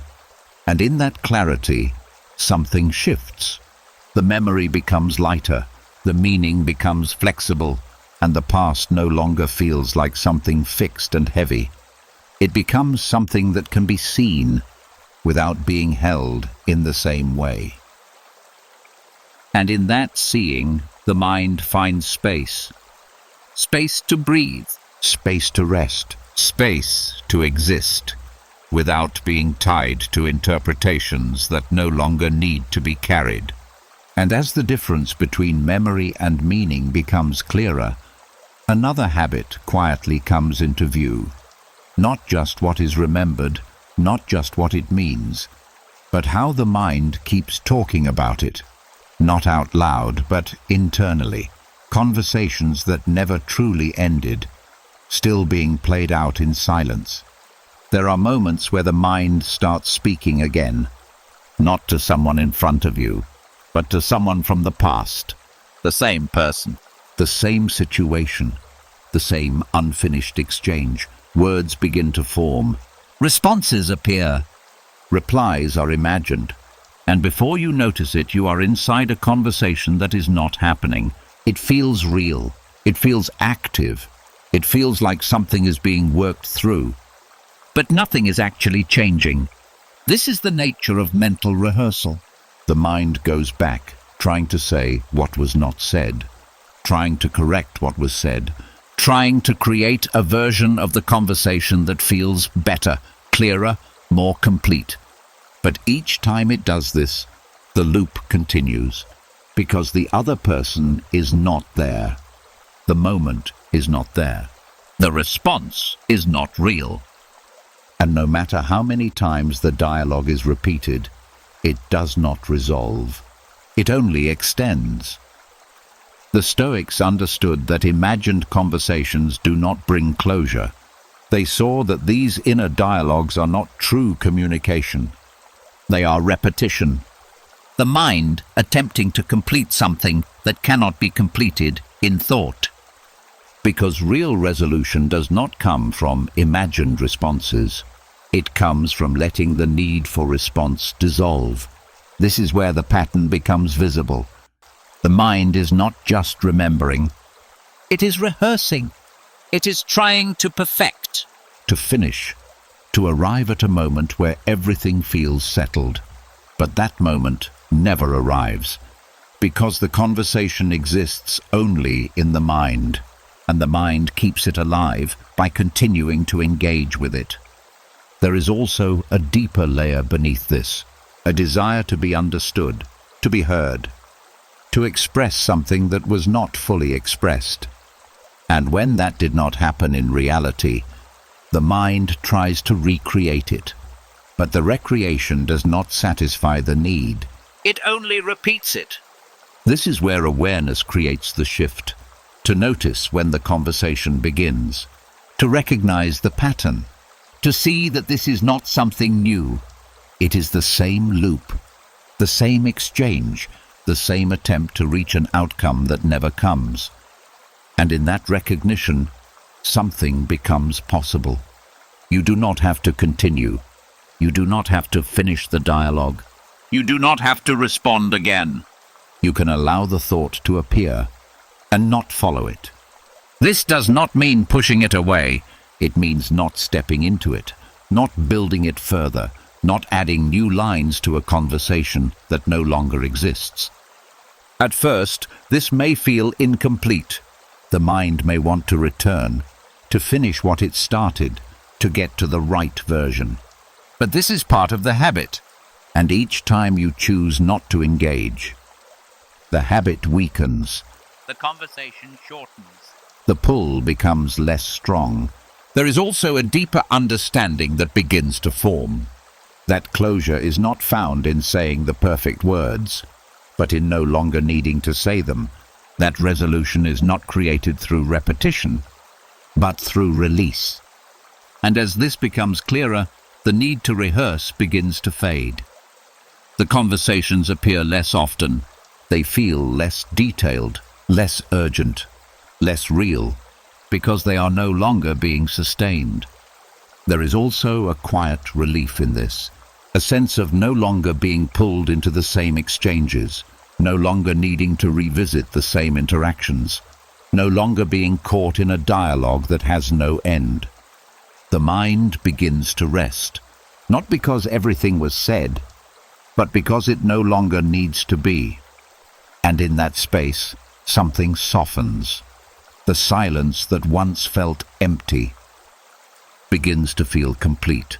There is no missing response, no unfinished sentence, no need to go back, only the present moment.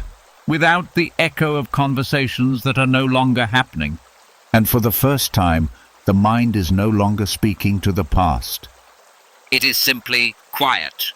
And in that quiet, something settles. Not a conclusion. But a release. A sense that what was once repeated no longer needs to be continued. And in that release, the loop finally ends. And as the mind begins to grow quiet, no longer replaying conversations that never end, another layer gently comes into view. Not what was said, not what was done, but what is still being expected. A quiet sense that something is owed, an explanation, a closure, a form of justice, Something that feels like it should be given because of what happened. and when it is not given, something remains open. There is a subtle account the mind keeps. Not written down, but felt. A sense that something is incomplete because someone did not do what they should have done. That they owe you clarity, they owe you truth, they owe you recognition. And until that is given, the mind holds on to the situation, waiting, revisiting, keeping it active. This is where emotional debt forms, not as something visible, but as something carried, A belief that balance has not been restored. that something is still missing. And because of that, the past remains connected to the present.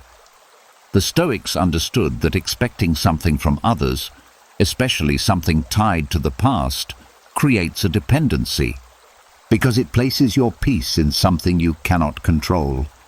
And when that expectation is not met, the mind continues to hold on, not to the event itself, but to the idea that something is still owed. This is what keeps the loop alive, not the memory, but the expectation attached to it. There is also a deeper layer here. Because the idea of being owed something can feel justified, it can feel fair, it can feel like a natural response to what happened. And in many ways, it is. But the question is not whether it is justified. The question is whether holding on to it brings peace. Because even when the expectation is valid, it still keeps the mind waiting, still keeps the situation open, still keeps the past active. And over time, this creates a quiet tension. A sense that something is unresolved. A sense that something must still happen before you can fully move on. But what if nothing comes? What if the explanation never arrives? What if the acknowledgement is never given? What if the balance is never restored in the way the mind expects? This is where the shift becomes necessary. Not by denying what was deserved, but by releasing the need to receive it. Because the past is not waiting to settle accounts. It has already happened. And the idea of emotional debt is something the mind continues to carry, not something that exists outside of it. Letting go of emotional debt means stepping out of that silent contract. The one that says, they should give me this. The one that says, this must be resolved. It means recognizing that peace does not come from collecting what is owed. It comes from no longer needing to. This does not mean what happened was acceptable. It does not mean fairness does not matter. It simply means that your peace is no longer tied to whether fairness is delivered. There is a quiet strength in this, Because it removes the waiting. it removes the dependency. It removes the need for something external to complete what is internal. And in that removal, something begins to close. Not because anything was given, but because nothing is being expected anymore. There is also a deeper release that comes with this. The emotional charge begins to fade. The need to revisit the situation weakens. The sense of something missing begins to disappear. Because the mind is no longer holding on to the idea that something must be added. It is allowing the past to remain as it is, without trying to balance it. And in that space, something settles. A sense of completion that does not come from resolution, but from release. A sense that nothing more is required, nothing more is needed, nothing more is owed. And as this understanding deepens, the mind becomes lighter, less attached, Less expectant. less tied to what was not given. And for the first time, the past no longer feels like an open account. It feels closed, Not because everything was made right. but because you are no longer holding on to the idea that it must be. And in that release, something quiet returns, A sense of peace that does not depend on anyone else. a sense of freedom from what was never yours to collect, and a feeling of being complete, without needing anything more from the past. And as the sense of emotional debt begins to dissolve, something quieter, more subtle, begins to take its place. Not a new idea, not a new effort, but a different way of meeting what still arises. Because even after letting go, memories can still appear. A thought returns, a scene flashes, a feeling rises for a brief moment, and in that instant, there is a familiar pull, an invitation to step back in, to react, to follow, to feel it again. But this is where something new becomes possible. A pause, a small space between the memory and your response to it. And within that space, there is strength. Not the kind that resists, not the kind that suppresses, but the kind that simply observes. The Stoics understood that not every thought needs to be answered. Not every feeling needs to be followed. That the first impression is not a command. It is just something that appears. And what happens next is where your freedom exists.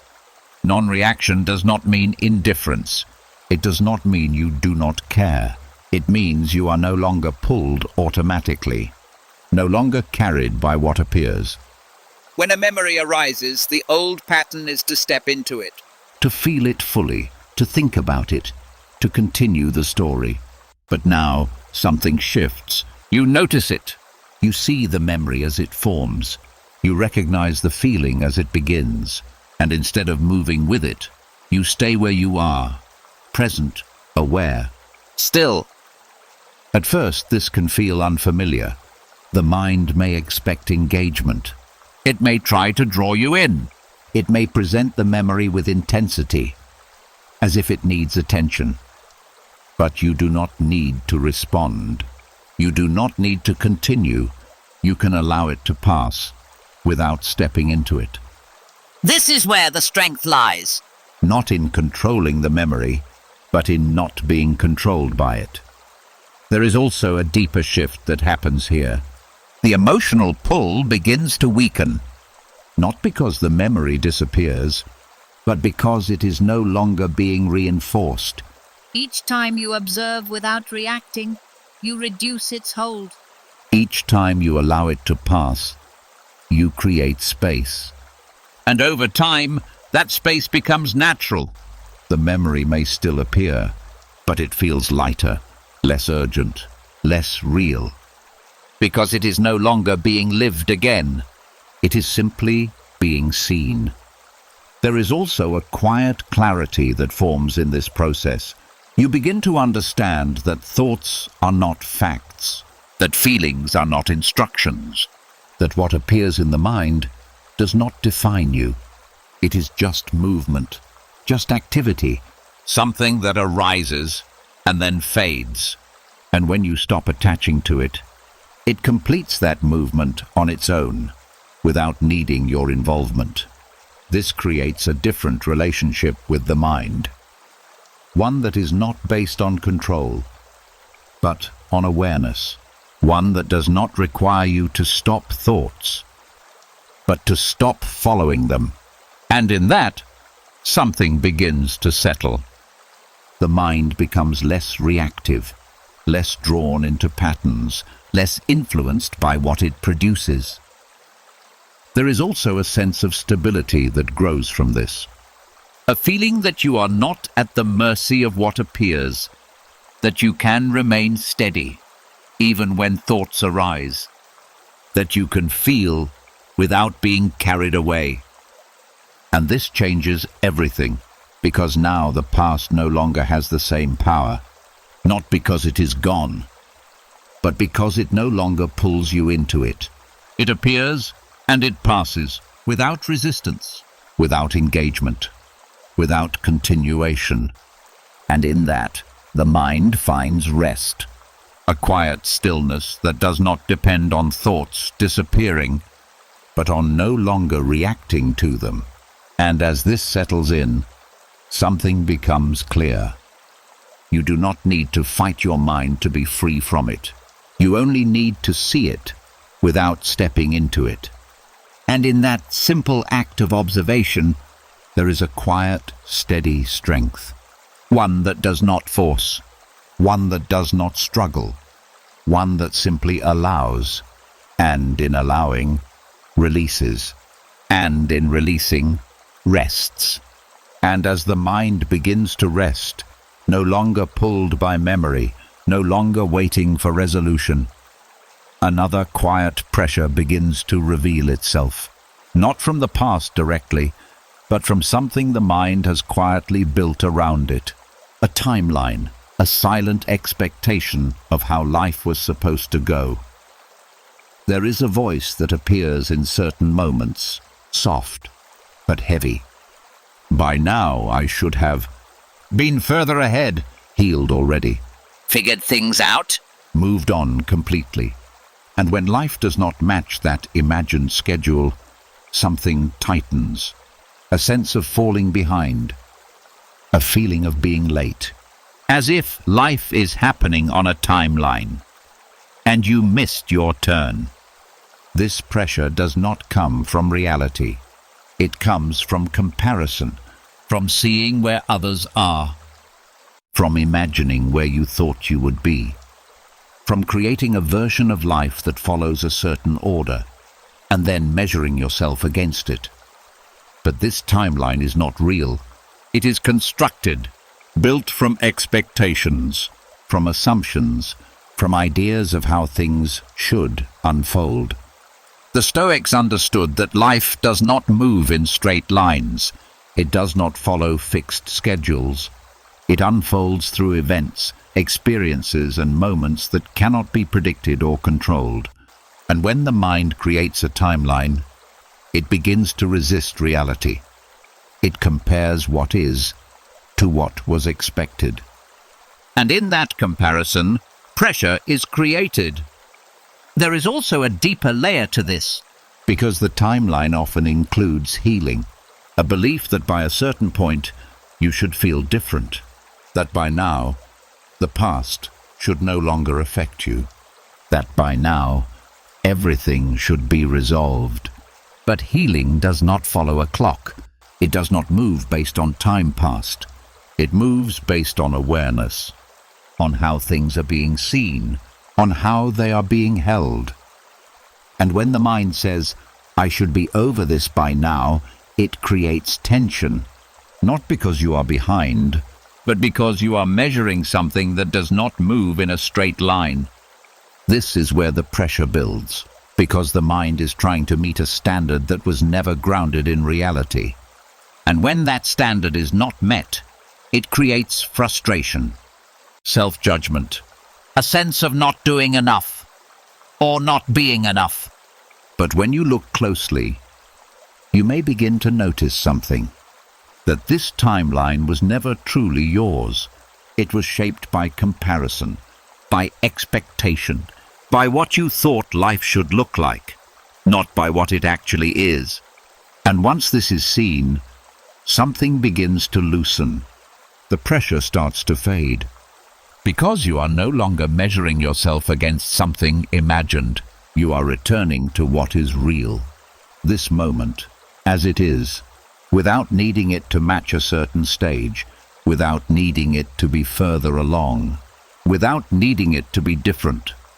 There is also a quiet freedom in this, because when the timeline dissolves, so does the feeling of being behind. There is no race, no deadline, no fixed point you are supposed to reach. Only a continuous unfolding, moment by moment, experience by experience.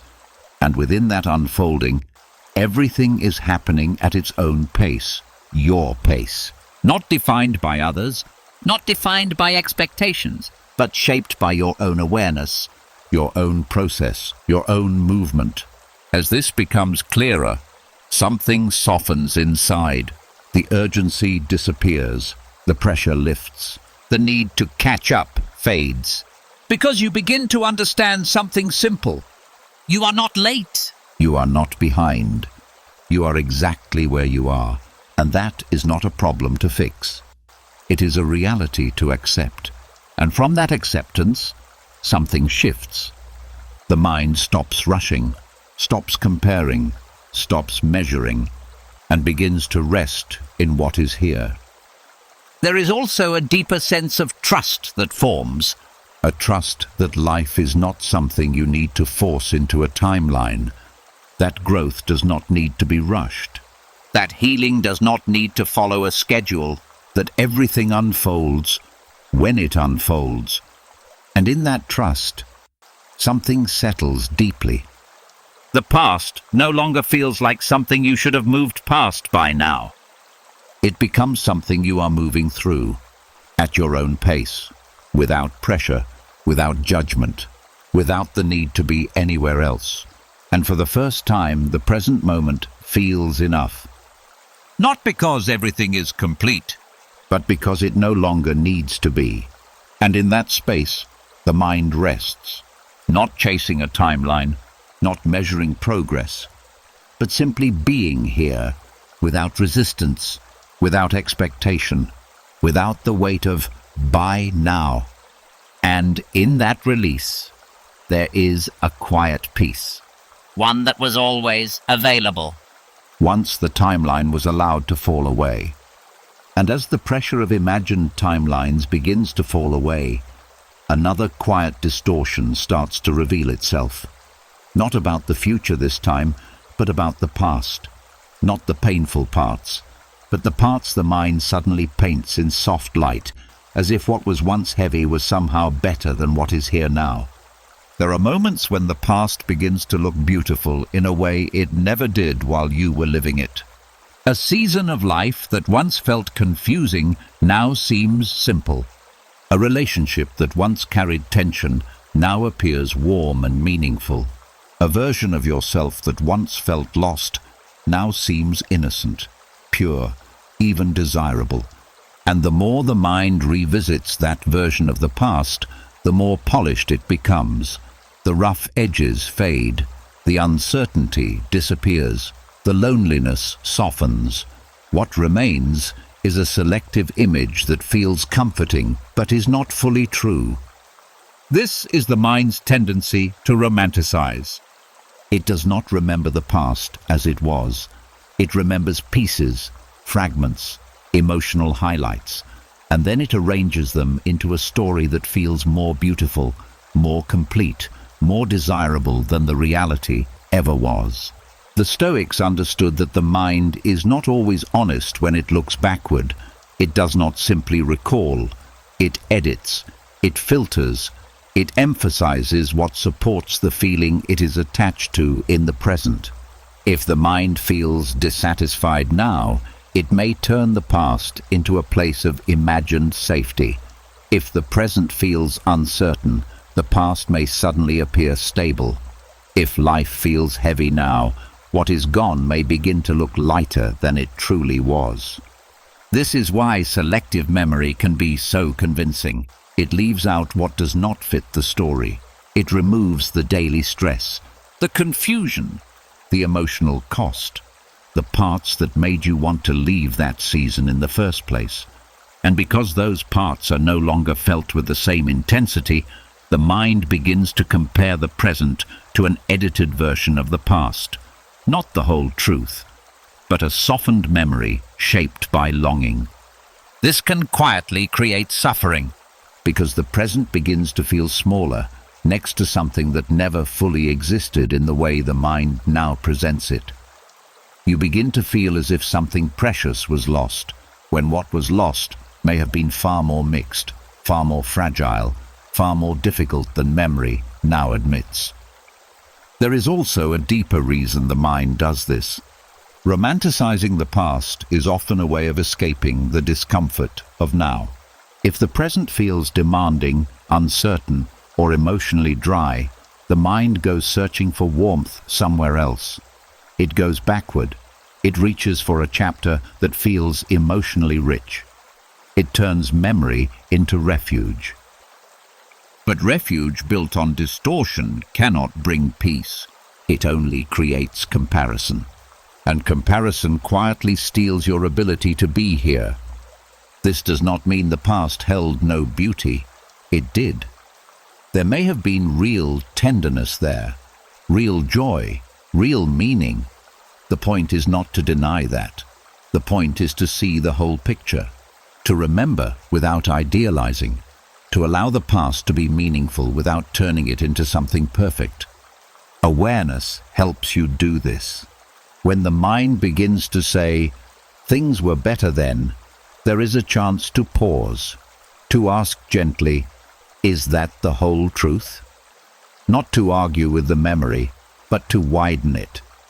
To let back in what selective memory removed, the fear you felt, the confusion you carried, the parts of that season that were difficult, unclear, or painful.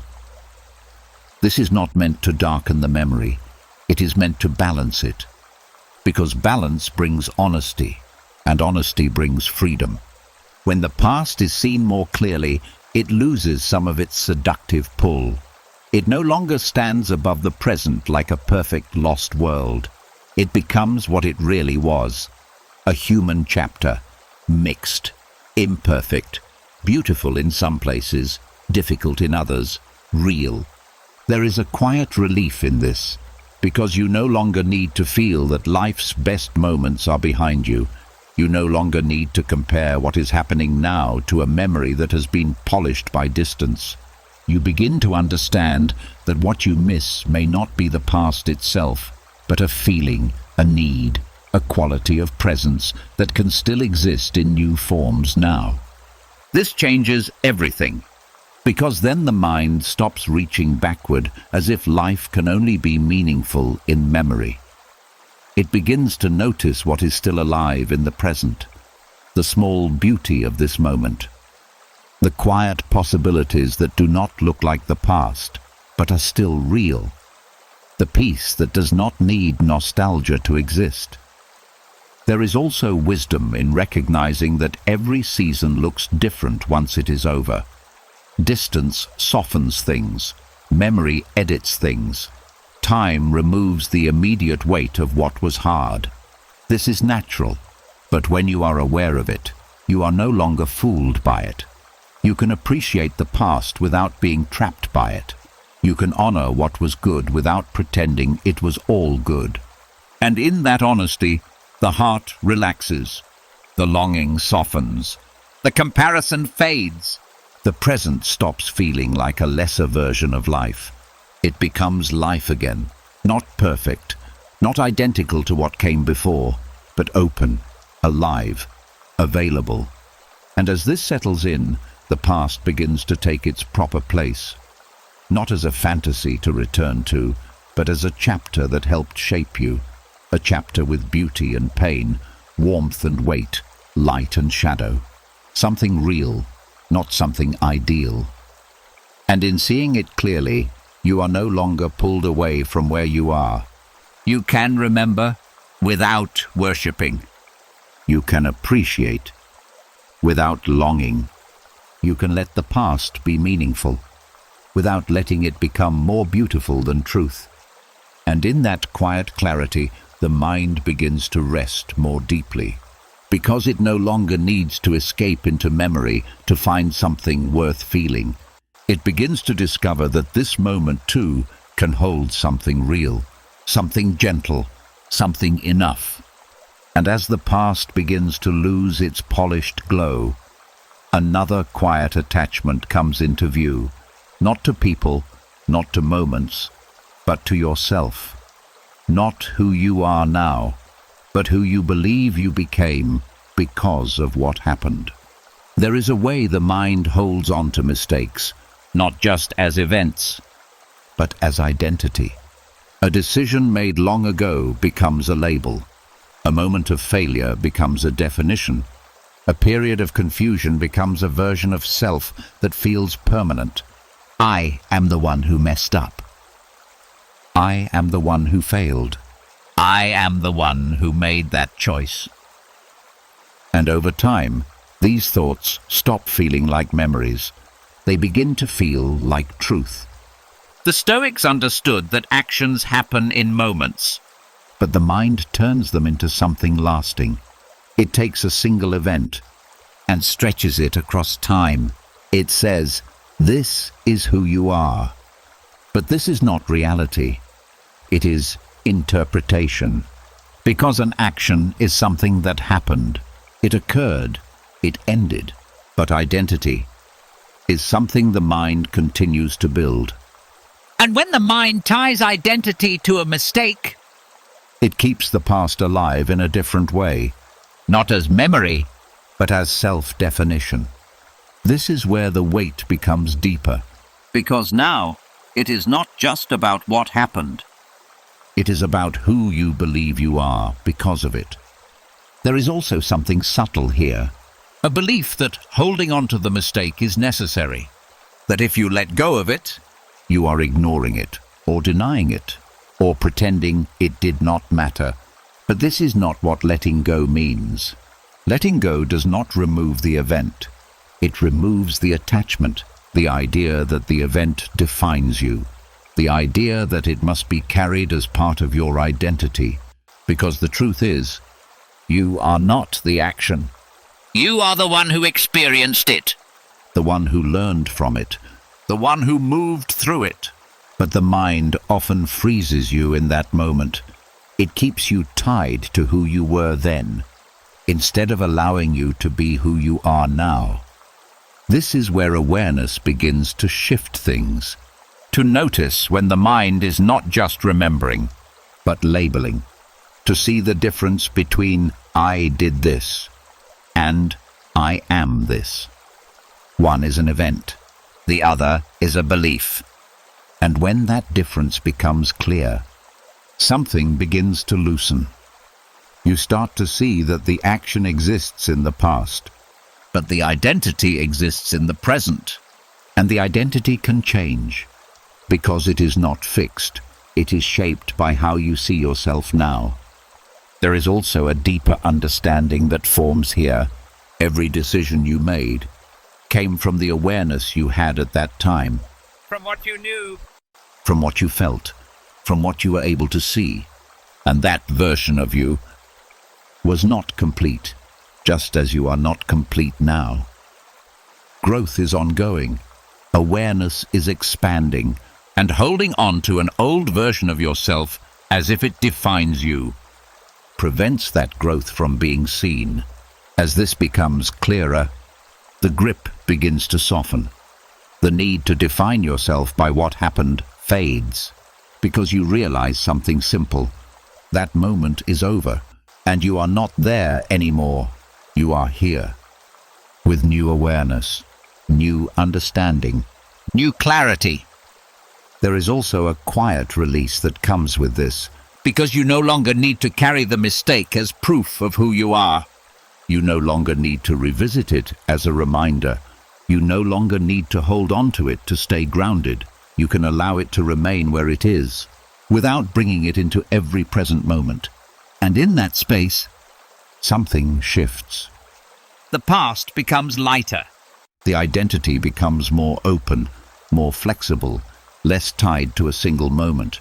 You begin to see yourself not as a fixed version, but as something evolving, something changing, something not defined by one action, Or even many actions. but by awareness, by presence, by who you are now. And as this settles in, the need to look back at mistakes as identity disappears. they become what they always were. Moments, experiences, part of the path, not the definition of it. And for the first time, you begin to feel a different kind of freedom, Not from what happened, but from what you believed it made you. A quiet sense that you are no longer carrying an old version of yourself, and that you are allowed to move forward. without being defined by where you once stood.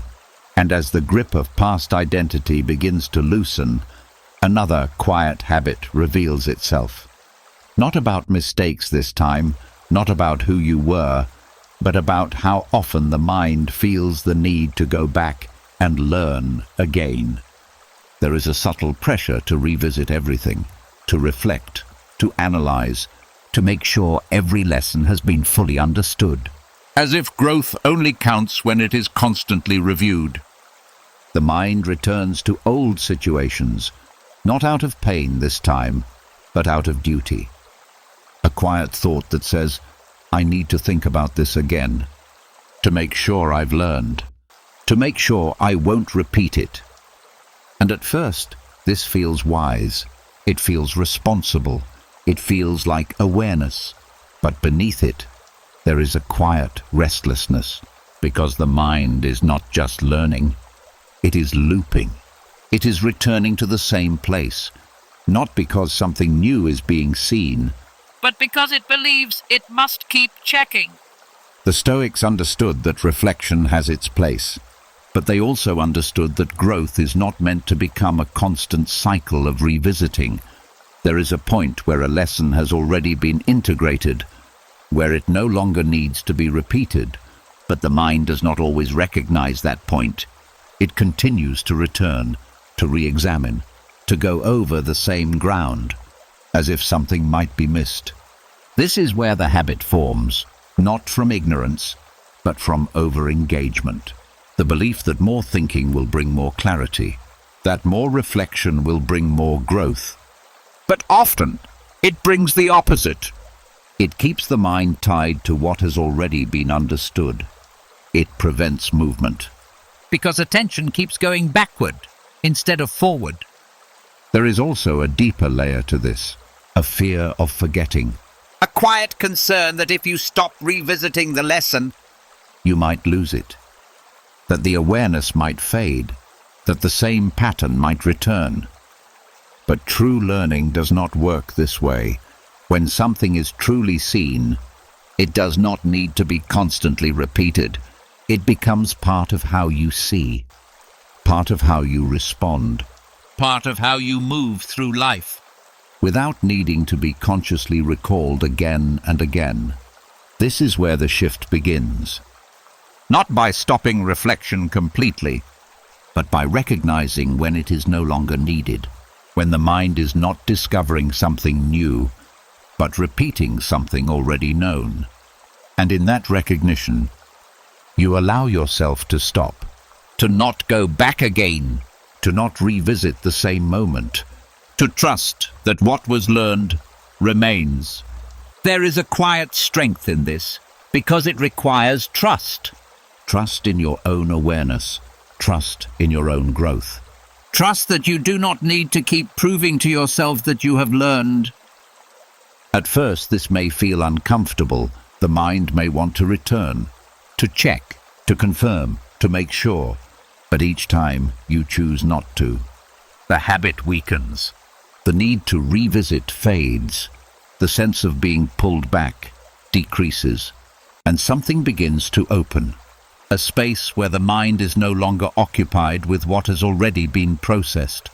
A space where attention is free. Free to be here. Free to move forward. Free to experience life without constantly looking back. There is also a deeper understanding that forms here, that growth is not always visible. It does not always feel like something happening. Sometimes it is quiet, integrated, present, without needing to be examined. And when you allow it to be that way, You stop interrupting it. You stop pulling it back into analysis. You let it exist naturally, as part of who you are becoming. This changes your relationship with the past. It is no longer something you need to revisit to stay grounded. It becomes something that has already shaped you, and no longer needs your attention. There is also a sense of lightness that comes with this, because the mind is no longer carrying the responsibility of constant reflection. It is no longer working to maintain understanding. It is simply resting in it. And from that place, life feels different, less heavy, less repetitive, more open. Because you are no longer tied to reviewing what has already been lived. You are present with what is unfolding now. And for the first time, you begin to trust that growth does not require constant attention. It can exist quietly. It can remain steady. It can continue, even when you are not looking at it. And in that trust, the mind begins to rest more deeply, not holding on to lessons, not revisiting them, but simply living from them.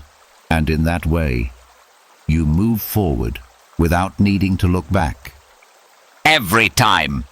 And as the need to constantly revisit lessons begins to fade, another quiet habit steps into view. Not about what you've learned, but about how you measure yourself across time. There is a subtle comparison the mind keeps making between who you were and who you are now. Sometimes it sounds like pride. I've grown so much. But often it sounds like judgment.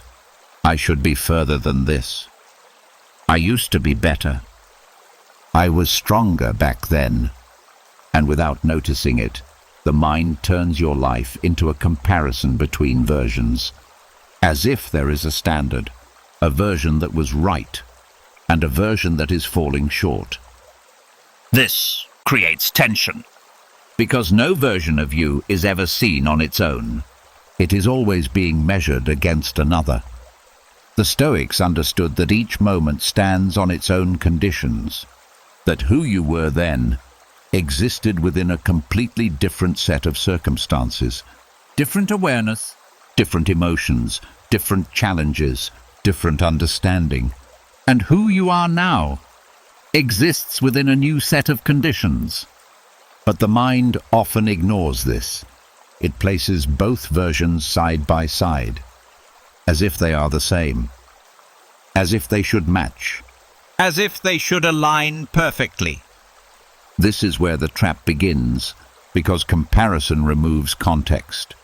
It takes away the reality of each moment and replaces it with expectation. If the present feels harder, the past is seen as better.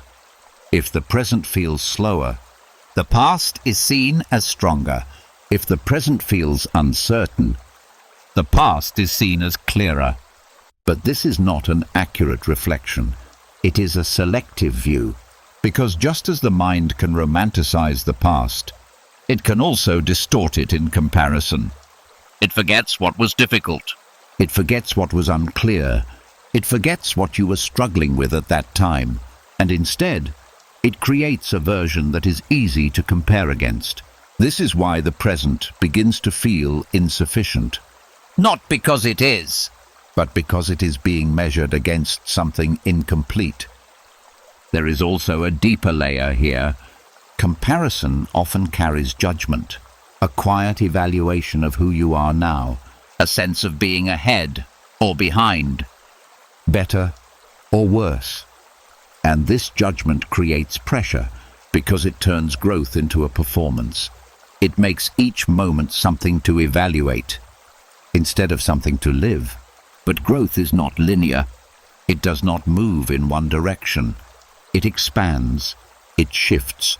It moves through phases that are not meant to be compared.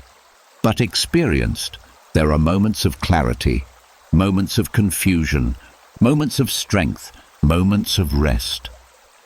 And each of them serves a purpose.